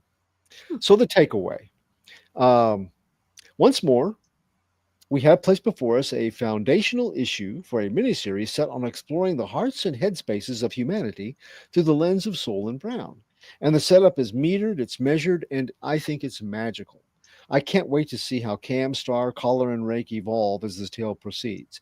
And that's why the Lucky Devils #1 special preview edition, which is the first issue, just out a little early, earns my score of 8.5 out of 10. Interesting nonetheless. But then again, I still feel that people are going to sleep on it just like they slept on 8 Billion Genies. Maybe. I don't know. 500,000 copies sold of that run, though. Of the run after people got into it about issue 2 or 3. Mm-hmm. Yeah, that's true. That's true. It issue 1, it didn't take off at issue 1. It was later on. It had to build momentum, but now that people are looking for more from them, I think it would be on their radar. I don't know. We'll see. But I really liked. It has a similar tone. It's a similar exploration, but it's different. Different enough to really interest me. Definitely different. Mm-hmm. Because even with 8 Billion Genies, I was not expecting what ended up happening in the very beginning and then the end. Mm-hmm. Which to me was more like chef's kiss at the very end. Yeah. So I'm looking forward to it. I can't wait to read more of it. Yeah. All right. So, well, he already ruined the surprise here. I'm sorry. I didn't mean to ruin your surprise. Well, salt away, Joe. Salt away. Yeah. I just mentioned it. It's not really about true salt, but there's more to this than anything else. Mm-hmm. So when I heard about this, I had to seek it out. I had to seek this out because most people who may not have followed my comic book career may not have known about the pitch that I did here for this. Oh no. This was a 8-page preview that we actually pitched to AEW when they first started. I did this as a editing producer up under Black Magic Wolf Productions here, or publishing, and we did it, based upon the founders of the new AEW organization and everything. And we pretty much talked about the origins of the organization itself, and we represented quite well and everything to, hopefully get them to allow us to actually start writing and publishing their comic. And we was pitching to them. It's like we would pretty much do exactly what you guys do out there in the ring, and we will write the stories and everything in conjunction with the talent that you have, because we wanted to kind of paint an accurate variation of that here. So we went a few years and everything, did not hear anything back. We went through different routes and everything, and it's not like we didn't get the comic book in the right hands. Eventually I told the writer that maybe because we wasn't big enough, and when I say big enough, I'm really referencing between the three of us, none of us have worked with a bigger studio or had a bigger commanding name at the time. So a few years down the road, we finally get this. And I actually read it. And here are my thoughts with this. In a way, as I was reading this, it made me think about what we proposed to them. But at the same time, it is actually quite different. And it's quite different in another aspect here. And for those who don't know, this was actually done by DC and with the AEW licensing. I don't think it's going to become a series, because the way that they did this was kind of like a biography book, as opposed to a inroads to talk about the organization and the wrestling behind it. So, they did it, as a means to get you to know some of their more popular stars, like Swerve Strickland, about, his history, Tony Storm. And, they, did a pretty decent job and everything. And it was kind of like more along the lines of kind of like an introductory book to their stars here. Like Will Ospreay is one of their newer stars. He was not a part of the original people that formed the organization. He came within like the last year here, and they was up here talking about, how he trained and was, went overseas and everything here. Dr. Britt Baker, and yes, she's an actual doctor. She's an actual dentist. And it talks about that. Orange Cassidy. So it just, going down the line and everything, talking about all the some of the wrestlers, some of the more popular ones, like Darby Allin, aka they build him as Sting's son on the show. So it's pretty much, here, get to meet, some of the bigger stars of AEW, hence the origin title. What we did was we did the actual origin of AEW and saying everything up to do more in-ring wrestling. But when I look at this book, we really don't get the aspect of a future series here. It really comes off as a one-shot.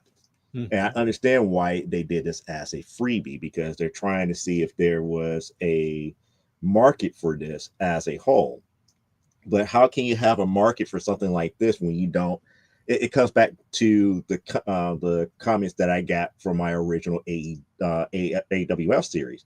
There's not really a whole bunch of pro wrestling. You just gave me backgrounds of actual characters in the show. So when you really think about it, when you put together a wrestling book, we have to kind of, put it together where you give a little bit of the background, but yet push the story along to give the people what they want. It's like, with an AEW book, it's like, yeah, you want You want to see some pro wrestling. Yeah. Did we get some pro wrestling action in the panels? Yes, but this does not lead to a ongoing series. I'm sorry, it doesn't. Is it a good way to get people to get to know some of the wrestlers that appears on Dynamite and Collision? Yes. So I see this more as a promotional tool than a actual functioning story.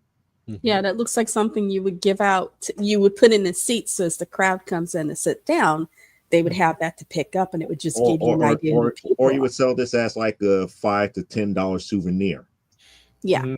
You know how you have like you could get buy a program out like a baseball game or a football game. This is essentially is the program. It's like, you know, it's like you have like some of your main event stars in, you know, in all these different issues and everything. You put it in this format and sell it for like, you know, $5, $10, $15, you know, especially for like children and kids and fans of the AEW shows. It's easy money to do it that way. But as far as what I consider a ongoing comic book series, it just doesn't meet that mark.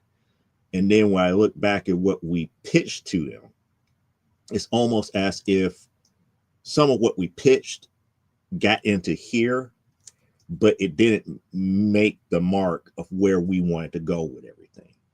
So it was different, but yet at the same time feel familiar. Am I upset about them doing this? No.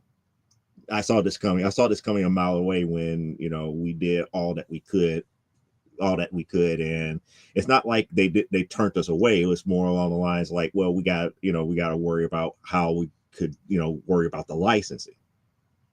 At that point, I was up there thinking, you know what? We're not the only person in the game. We're not the only people in the game pitching to them. Yeah. We're the small guy. And when we say small guy, we was like the little bitty tiny guy. I knew that they had to have other publishers out there that they could go to that have a better name, probably have done, you know, more volume than we did.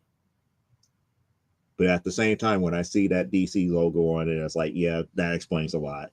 They probably had that in the works and everything, and, you know, their licensing and marketing, you know, they can't, you know, be angry about that because they know that they got the distribution. They know that they got Diamond and all these other distributors if they did decide to go with an ongoing series. So on that note, I will go ahead and give AEW Origins, sadly enough, a 4 out of 10. It's not because the origin stories are not bad, but it's just, like I said, it's more like a promotional program than an actual comic book. It has a lot of ads about AEW, which is great. This is something that, like I said, if I was running a souvenir stand at an AEW Collision or Dynamite, I would have a whole bunch of these books and be selling them like hotcakes. But to get it at a comic book store, this is a hard pass because you're not giving me a comic book story. You're not selling me on a actual conversion from the TV show to comic books at that point. It's almost like a who's who that DC would do, the later versions of who's who, where they introduce members of a team, but they have a story to kind of show them all together then as part of that book. And this you get nice introductions, but you don't get any kind of story or anywhere the different ones interact with each other. So yeah. Kind of reminds me of the early days of the Star Wars comics. Hearing Joe Duffy complain about, you know, constantly having to deal with the folks over there at Skywalker and whatnot. I'm wondering if AEW hasn't quite figured out how they want to brand this. Maybe, and obviously it's like, you know, hey, we're DC. Come with us. We know the comic book. We helped create the comic book game. But then whoever is on AEW's side doesn't understand what it takes to make a comic book and have something that's going to be compelling. And maybe they just don't know how to put it together in a way that would make sense comic book wise. So it's kind of like, well, we'll put this out there and see how people respond to it, and then we'll decide if we want to get into this deeper. Well, Clyde got his for free. I had to pay $10 for this. Dang. So that's the difference. I had to twist some arms, at some comic book stores to get this. Wow. Hence the salt. Well, not really the salt. I needed to know. I'd be salty about that too. Yeah, I'd be pretty dang salty. I need to know. No, I needed to know. I needed to know first. And then when I read it, I was like, this is similar to what we pitched. Mm-hmm. That's where the salt really came in. It's like, this is getting awfully close and similar to what we pitched. So now I'm up here like, and if you go at them, they're sitting there, well, hey, it's RIP. We can do what RIP, but we choose how we choose. And we presented this to them as a pro bono project, the one shot, just to give them an idea of what we could. And on top of that, we showed what we brought to the table. The artist that we got for this was excellent.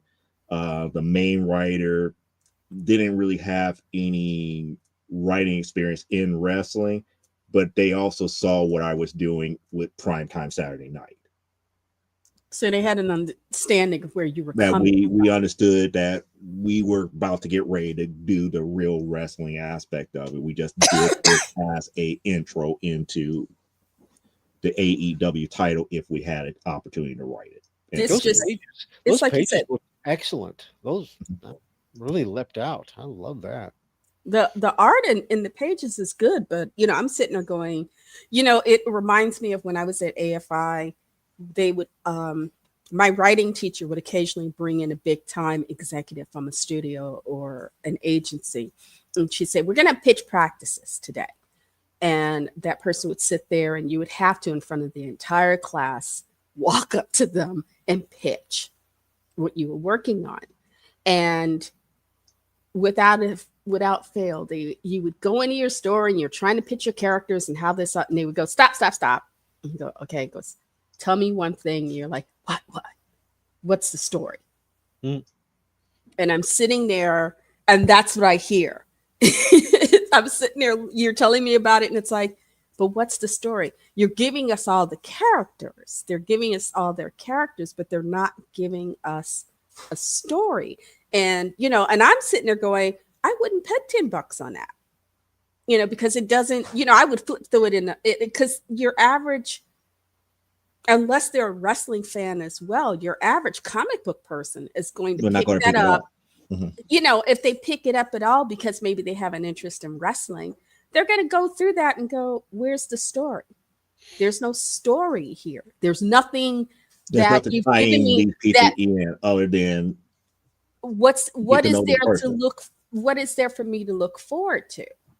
And this I didn't see anything that would give me like, yeah, I'm going to give you like another $10 or whatnot every month for you to showcase. Like I said, Clyde got it for free. I believe that this was given away as a freebie, but like I said, because there was so little of these going around, I had to twist a manager's arm to let me have it for like $10. But you're sitting there looking at it going, there's no story.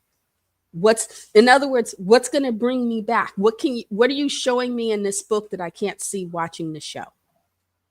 Or what am I seeing here in this book that I don't already know about the wrestler already? Yes, the wrestlers. And, even if you were offering it to someone who didn't know anything about that wrestling show, it's still not a story.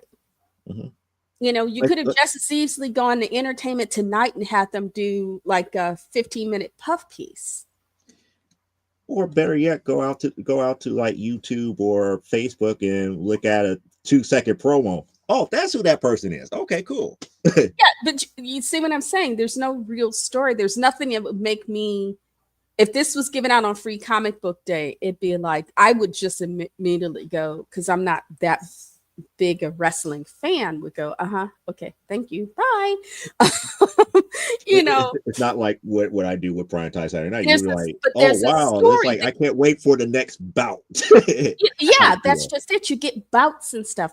Everybody, there are personalities. The bouts show us how these people clash, how things happen, as well as the commentary and whatnot. This isn't giving us anything. And so I'm sad for DC because it's like I hope DC got paid something. Well, like I said, it probably is the beginning of a partnership, and I can see this being given away at actual live tapings as a program type deal. That's it. Yeah, but I can't see it as a continuing comic book series. Steve Orlando someone's going to take it. I'm sure that they got paid for it, or they wouldn't have had him as a writer for it. It's not bad. It's not a bad, telling of how they got into AEW. Don't get me wrong. There was decent writing about their backgrounds. But I could have done it cheaper with a photographer, and then did it as an article for People magazine, or I just don't see that as someone's who has grown up with comics like you guys have. I'm sitting there looking at this going, why would I want to come back to this? I'm looking at it more like this is just an overglorified version of the Marvel handbook, the official handbook of the Marvel Universe. This is just the official handbook of the AEW. But how long did it take before Marvel had that? What did they present in order to give us that?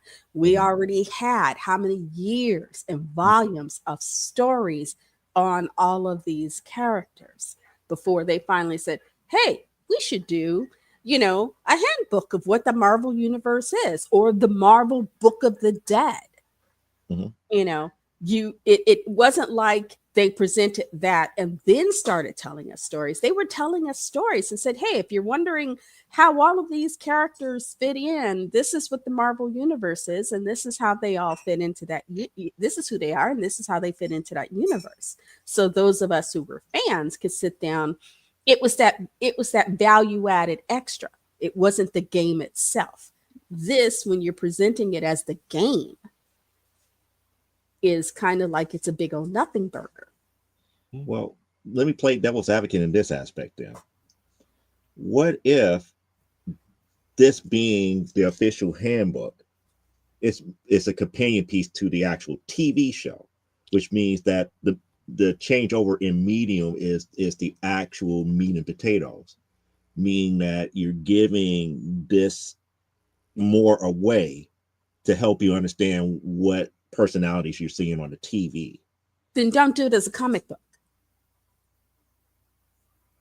You could it would make more sense for somebody who's going to get into wrestling to see that on an end cap at a Jewel, a Walgreens, a Target or something, where they have a magazine section and it's actual photography, than doing it as a comic book, because it's like you're trying to reach out to an audience, but you're not giving them what they want. So in other words, you're saying maybe go back to the old days where there was, wrestling digest and stuff to that magnitude to highlight these types of things. Yeah, because it made, and at least you had articles of interest. You would learn about the my dad wrestling duo back in the 70s was the Bruiser and the Crusher. They were local guys, Indiana or Michigan or something, but they made a lot of the local wrestling shows. And I forget which one had a situation where some guys who either they didn't know who he was or they knew who he was and thought they were badass enough to take him down. And he had to give them, he had to give them what for. And he was talking about that, because when it was made public, they tried to make it like he came in and attacked them. And the reality of it was he was minding his own business and they jumped him. And then, got the tar beat out of him. and then got upset because this older guy whooped this, because somebody said, it was the wrestling is fake, and it's like, yeah, but those muscles are there for a reason. There, you should be careful. And and he showed them what his muscles could do. And the article, my dad had one of those magazines, and I just happened to read the article, and it's like, dang, that's gotta, that's just gotta to chap your hide big time. So it gave you, it wasn't, because what you're telling me, it just sounds like a little background blurb. On his days off when he's not wrestling, he likes to pet puppies and sniff flowers. Well, it's more like, with Britt Baker, it's like, what, she always had this passion to be in the ring, despite the fact that she's a practicing dentist. And she had to figure out which she wanted to do more, the dentistry or the pro wrestling. And you could have easily written a story that would have shown her both those parts of her life. Give me a story where we see both those parts of her life and the struggle. They had a reality show where they did that already. So there's no need for this. Again, it's a nothing burger. It's the people who are comic book enthusiasts are not going to find this interesting. The people who are in wrestling are not going to find it interesting because it doesn't give them anything they don't already know. DC made money off of it. Yes, they pitched it to AEW, and they were like, okay, here you go. I think it's the other way around. I think AEW went to them and they say, okay, give us this big bag of money, we make it work. Yeah, shut up and give us the money. and that was probably all. It's like if you don't understand the medium, think before you go into it. I think these guys didn't understand the comic industry or what, and it's like, okay, why didn't you send somebody to do some research? They could have reached out to you. They could have gone to a C2E2, New York, they've been in these in this genre in that aspect and did AEW. I was like, when I did Keystone, they were there at Keystone. I mean, and yet this comes out like something they have no understanding of what it means to tell a story, to get interest. But this comes back to what I've been saying about marketing. Marketing has no clue about a lot of stuff. They just know we got an IP. We're just going to do what we need to do for our IP. But I want to get Clyde in this conversation too. I mean, your thoughts, Clyde. It's like it seems like we're looking at the bigger picture here, and I know that you're not invested in wrestling. And I know you read what you read here as a comic book enthusiast here. So really it appealed to me on the level of somebody that likes wrestling and has followed wrestling before. And looking at the way the characters are built, their presentation, their background stories, the doctor you talked about, I really got a charge out of the way that her performance persona is made, presented. Somebody that works as a healthcare professional and as an amateur athlete and keeps being pulled back and forth between the two, and then finally just decides to go with I thought that was a really good backstory for an interesting character. So and I've seen that kind of thing work before. I think that most of these would have the basis for being put over well as their story for wrestlers. But I gotta agree with Elaine that if I knew about them, if I followed their stories, I wouldn't need that necessarily, unless maybe for you said the one guy had not been with them as long as some of the others. Maybe for him it would have been interesting, but why would I really care if I already kind of know this? It may give me a few more details about it, but it's kind of refurrowing ground that's already been tilled, and then we don't have a story to go with it or them interacting with each other. So introduction that could get people that read comic books to watch the shows, maybe that would work. But as far as a comic book, as far as a story, it doesn't do well. It's a good introduction to these 6 individuals, but that's it. Yeah, I think that's where we all agree. It's a great introduction, but it's not. I can't even consider this a one-shot. It's not even a one-shot. If they had did 6 issues each one based on a specific wrestler, showing them in the ring and then giving us some background story, whether it's flashbacks or whatnot. That would have made more interesting content.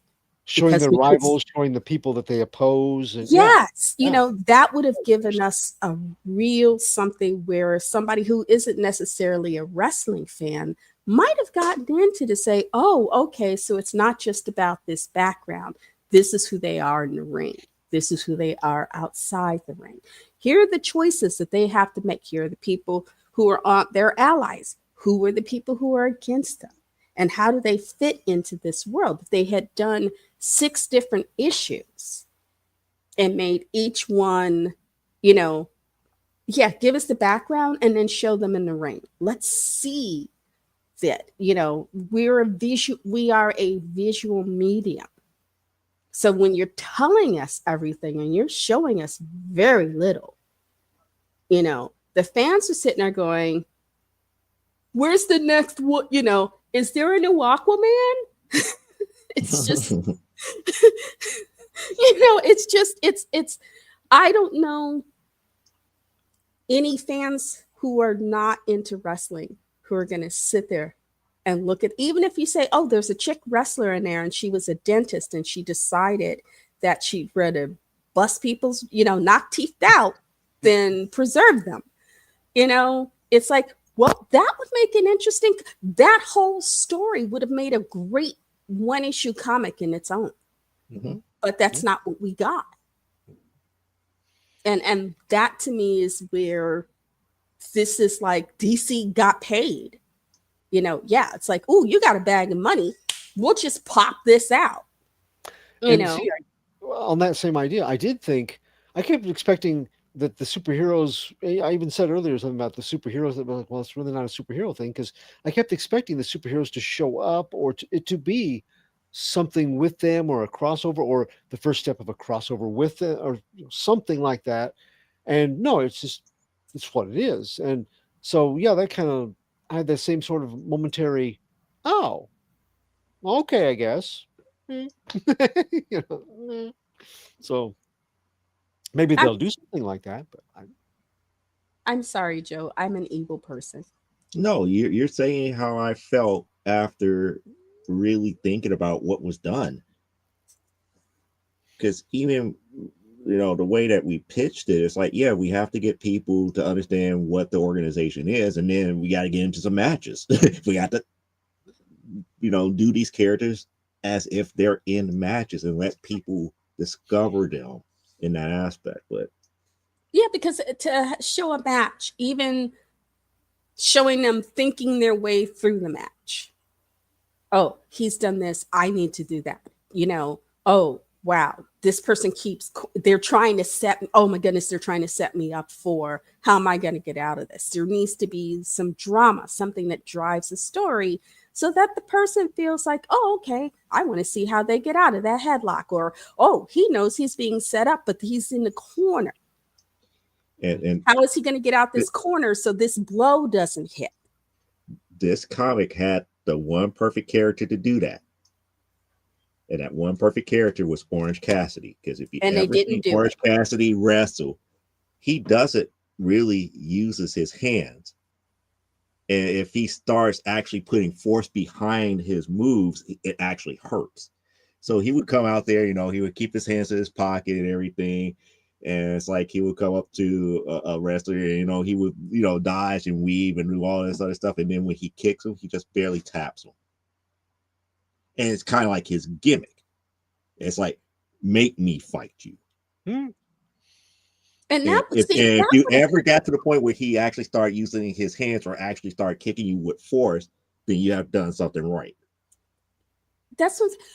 That would have been interesting to see, even if it was 2 matches in the short biography of each of those main wrestlers. That would have been interesting to see. He's like the Sherlock Holmes of wrestling, man. Watch him.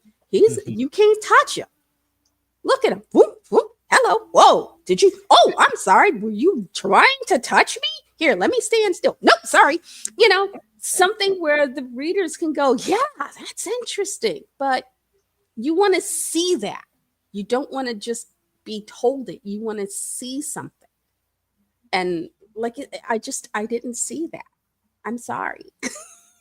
No, yeah, like I say that now you understand why all up here say I could be really salty, but I'm not going to, and I don't want to go there because that's the reason why I was like. Well, I just poured Spike all over it, so. Well, like I said, Clyde ruined the surprise, and then you're speaking my mind is like how I initially reacted to this. Chili beanie. All right, Elaine, it's your turn. You get to end the show tonight here with your book. Okay.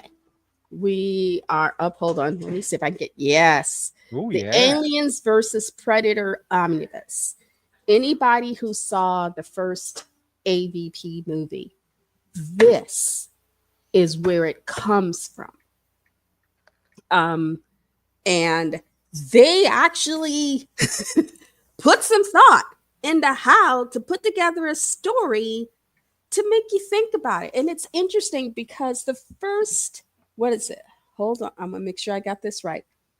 The first 35 pages of this book is just two guys on a mining mission talking about the state of the world as it is, why they're out here mining planets till there's nothing left, why they're, going to places and changing the agriculture and whatnot, why Earth is doing this, because Earth has gotten to a point where it can't sustain its population. So they had to go out to space and what that's been like. And while these two guys are talking about that, you see, because they're discussing hunting and farming and stuff, but what you're seeing is, hold on, let me open it.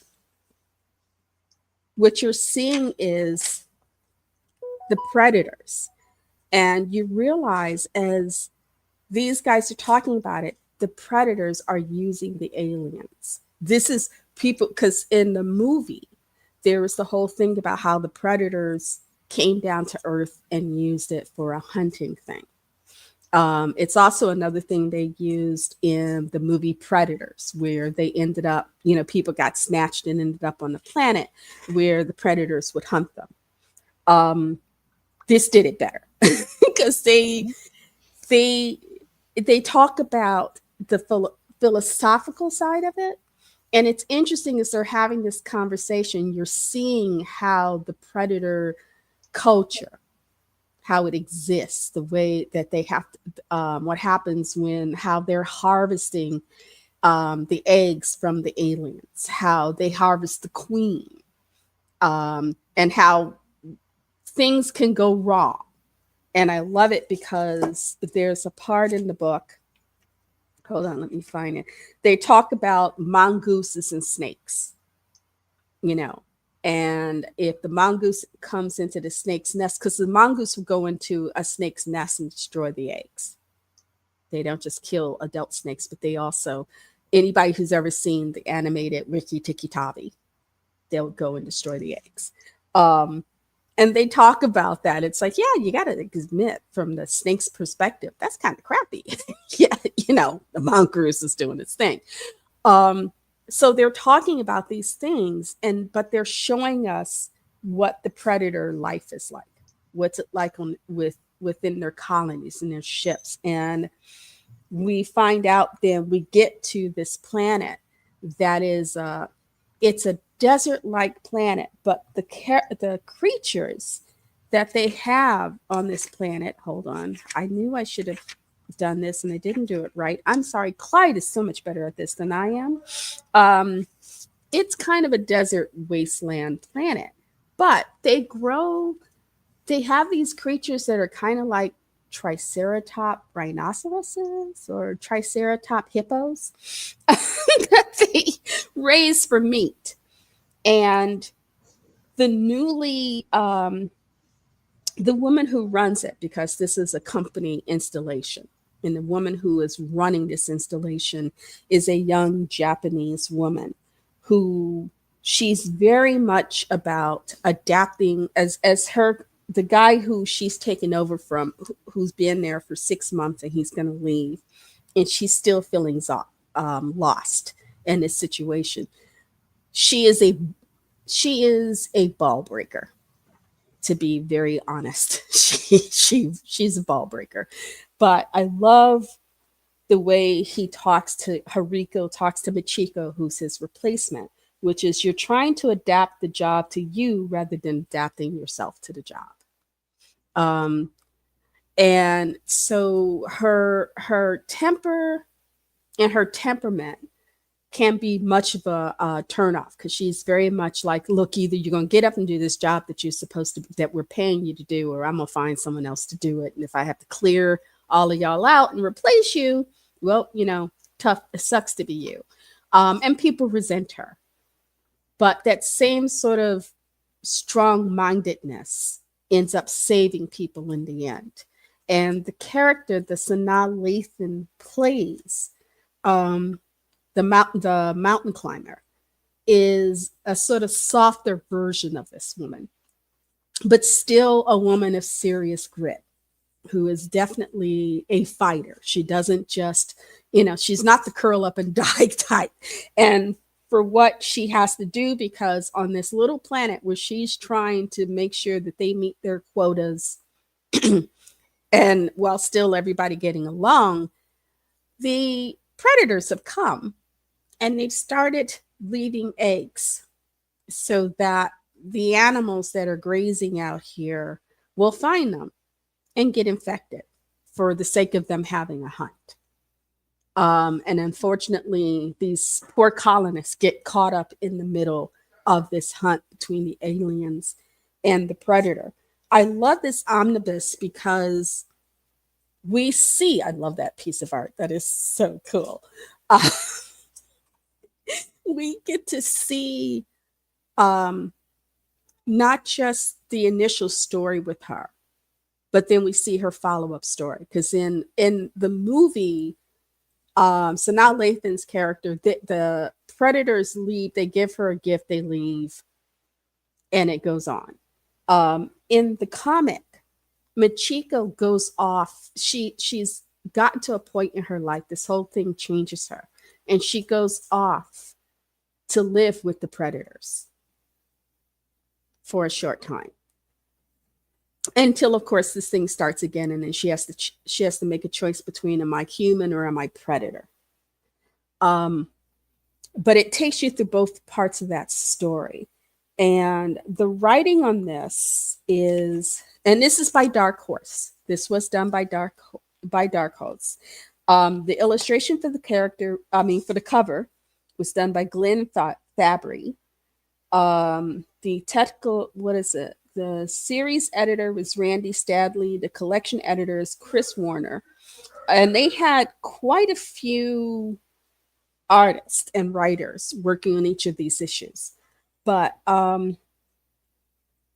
it is a really good read. All the background that they gave you a small glimpse of in those movies, this is where it comes from. So you get to see who the predators are. You get to see how what they do not only impacts other creatures, but also how it impacts the aliens. How both these two creatures and this thing they have between them impacts ecosystems wherever they go. And you also get to, like I said, there's a philosophical bent to it, where the guys are doing a job and just discussing, well, we're doing this because we went through all our resources. If we don't do this, then, everybody on Earth will starve, we'll all die. It is a really good story. It's like to me, it's a very well written novel, but it's got great visuals with it, which of course makes my inner fangirl squeak. So I will give this book, and you can get this. Most comic book stores, if they're worth their weight in paper, if they don't have this, they can order it for you. But this was put out by Dark Horse. This came out, I got this for $25. When did this come out? This was originally, because I had read I read a few of the individual comics, so which is how I learned the story firsthand. But it predates the movie because I can't find a date and I don't want to make everybody wait while I'm trying to find a date. It predates the movie, but it is so very well read. And what they also did was they added, because it not just covers that story, but they added some additional stories to it. So it's like, oh yeah, we gave you this omnibus and it covers those 2 stories. We're going to give you some more stories. Can't get enough of Aliens and Predators? We got you covered. And I love it. It's one of those things where, if I'm not in the mood for the friendliness of Tolkien, this is one of the books I pull out and just go, let me just snuggle in with a snack. So I give this 10 out of 10 chest bursters. But I'm weird that way. Okay, I'm done. All your Predator and Alien expectations. You get to see some good fighting between both the aliens and the predators, and you get to see they give you an interesting take, because in this book you learn about why they chose the alien. One of the reasons that they chose the aliens is because the aliens can adapt whatever an alien is implanted into, while they will always have as their core their own memory that gets passed on. They will also take some physical aspects of whatever it is they've been implanted. So when the chest burster is born, it's actually taken some things, like if it's a very cunning creature, or maybe like that was supposed to happen in the third Aliens. In the original version, it came out of a Rottweiler, which is why it ran on all fours and it was biting people and stuff, because it came out of a large, aggressive breed of dog. Which is why in the movie it acts the way it does, because because of what it's taken on. It is itself, but it also takes on aspects of what, and of course, the dog was not in the movie. The dog's not a vicious animal. It's this guy's pet that he's been allowed to keep with him on this planet. And he's you feel bad for the dog. I felt bad for the dog. And it's interesting because in that movie, as they're committing Newt's body as they're cremating Newt's body, and they're dropping her body and what's his name's bodies into this fire, this thing is being born. So you're being given this sort of juxtaposition. You have this death, and then you have this life. But this life is also something that's going to mean a lot of death. But, I really enjoyed the fact that you get to see, through Machiko, we see this story unfold. And we get to experience what the Predator culture is for the first time. And like I said, the first AVP, they were smart, because I was watching that movie going, oh, that came out of that part of the book. That's Machiko. There were things that I could see came straight from Dark Horse, as someone who's read, all of the different alien stuff that they've done, including Aliens Colonial Marines, which features Vasquez's younger sister. You can see how Dark Horse helped shape the lore for that series, which I love. This was, I think that's one of the reasons the first AVP did so well, is because they drew on there is this rich bit of lore. You know, it's like the reason Peter Jackson's first, even his second 3 Tolkien movies are so much better than Rings of Power, because it's the lore. It's rooted in the lore. So you can sit there and go, okay, this feels like it's something. Whereas the Ring of Power, you know, I'm sitting there going, really? No. You know, where are these people so I can go and burn down this set? But maybe I'm just too much of a purist. You know, because there are some people who actually like it. But yeah, like I said, I loved this omnibus because it took the story that started so much, and you know, at least 2 movies are based on this. And it expands the world of both the predators and the aliens. You know, because it's, for humans, the first look at the alien, it's, you know, the predators view the alien as a tool. It is a means to an end. If you can defeat this thing and prove yourself a good hunter, you know, it is like, today I am a man, you know, or whatever. So, you know, as you hoist your alien heads and, you know, have a tail as a whip or whatever. A rite of passage is complete. Yeah, basically, it is your rite of passage. It is how you become, you go from child to adulthood in this culture. And because it's like, okay, because they're the ultimate hunters. You know, if you've seen, there's a Predator ship where it's got all sorts of skulls and stuff of different creatures on it. This thing is hunted. In fact, the second movie, the second Predator film, the end of it.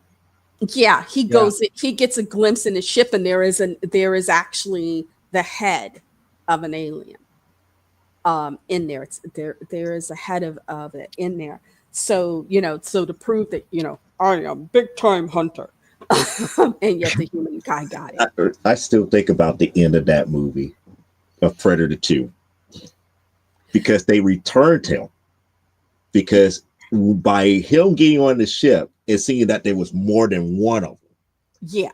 They understood that you're a hunter like us, because normally no one does that. You would not get off this ship otherwise. There was respect, because they also, and they tied it in with Prey so beautifully, because the gun they give him is the gun of one of the French hunters that attacks the native girl in Prey. Mm-hmm. So they tie it back in. My only disappointment is that they seem to be and not saying Romulus was not good, but I keep thinking they definitely should be bringing those 2 worlds together, you know. And I get it, for the timeline, Romulus, as it was, kind of made more sense, because Romulus happens after the Nostromo is destroyed. And it happens shortly after they find what's left of the Nostromo and whatnot. So I get the timeline. It happens within. It's a good non-Ripley movie. It's a good Ripley movie. Ripley's not in it, you know, because it ties into Ripley, but she ain't there, because she's in the thingy floating out in space with the cat. But this was one of my first non-Ripley stories that I read that I absolutely fell in love with. So, like, folks, you good sci-fi horror, you got it here. Lots, you know, good gore, good things being, you know, that point when the hunter becomes the hunted, that's fun too. But then that's just it. That's me, and it's almost 9:30, and we should be heading out. Yes. Yeah. So start the proceedings. Okay. Hey guys, it's Elaine. Yes, gobble gobble gobble. We are in turkey season, and believe me, I am getting ready for a meal. If you want to find me, I'm on Facebook, Elaine Haygood. I am here on YouTube, Elaine Haygood. I'm Lynn's Capper 1 on X. Don't know how much longer I'm going to be there, but I am still there. Also, my website, lynscaponline.com. Go there. There's a contact us thing. Drop me a notice. Oh, I see you on the show. I will get back to you. I promise. Even if it's just to go, don't bother me. But other than that, thanks for coming. We love you. We love your faces. Come back next week. Who knows? I might even bite something. Bye. And there's Clyde. Hey, before we close, got a shout out to Eric Hawkins. He wasn't with us tonight because they're doing a 250th episode special on his drawing show. And hopefully we'll get to see some of the resulting artwork when he posts on Facebook later. But congratulations, Eric, and all the crew over there for 250 episodes. And next week, I've got something I want to bring up, especially with Eric coming back and Joe, specifically because you guys are into action figures and some of the things like NECA and Mego and things like that. I came across an interesting kind of a op-ed piece about those companies and something that happened over the Halloween season with a new line from NECA that I found to be very interesting merchandising and marketing wise. Mm-hmm. So next time maybe we can talk about that because it really hit me right where I have been and where I have heard other people make complaints about the availability of certain figures. So hopefully a topic for next week. But I'm Clyde Hall. I'm an elder statesman of geekery.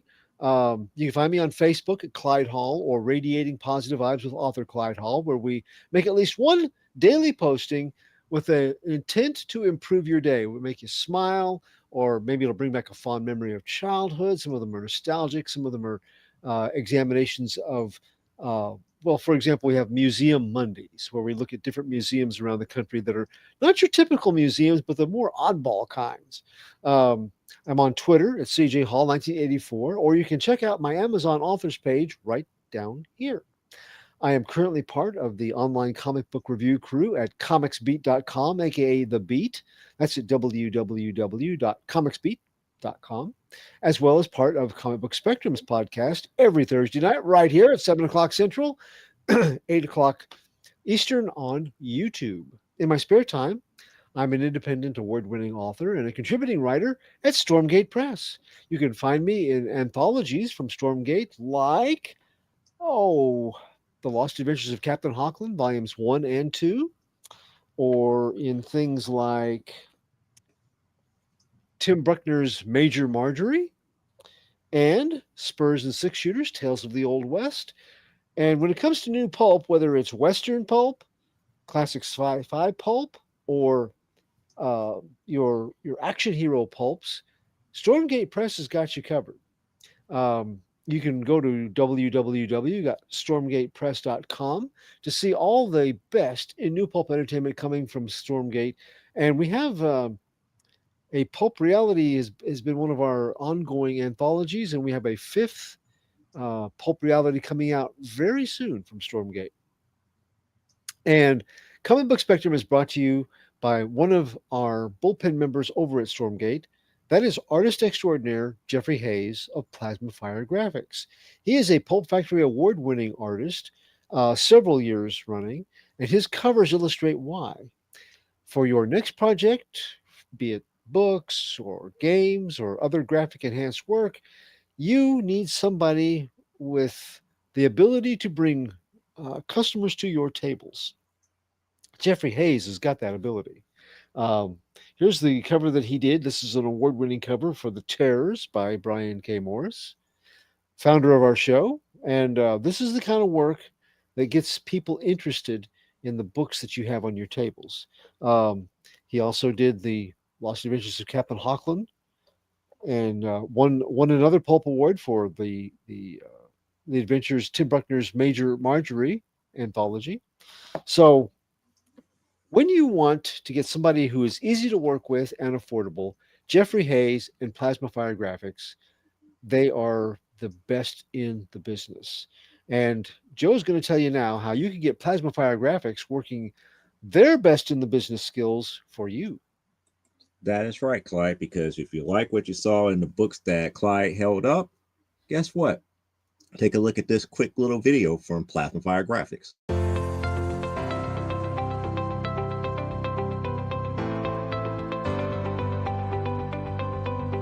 You've worked hard and written a great book. Now it's time to give it a great cover. If you're an indie author or small press publisher, Plasmafire Graphics is your source for affordable cover illustration and graphic design.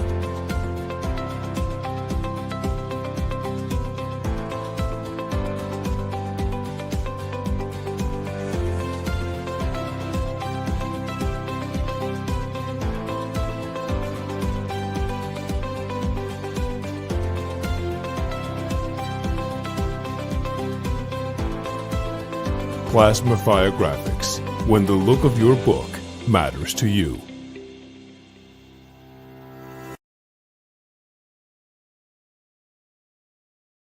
You've seen the video, you've seen the books that he have worked on. Why don't you give Jeffrey Hayes a quick little message either at plasmafiregraphics.com or on his Facebook group for Plasmafire Graphics. As far as for me, I will be back here Saturday because there's accountability that needs to be done here. And hopefully by then you will understand what I mean by accountability, especially if you've been keeping up with everything that has been talked about here.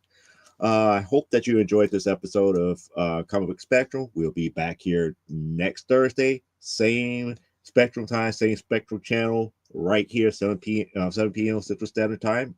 So live life, grow, and be well. And unlike Brian K. Morris, I don't care if you wash your hands, but never, and I do mean never, apologize for being awesome.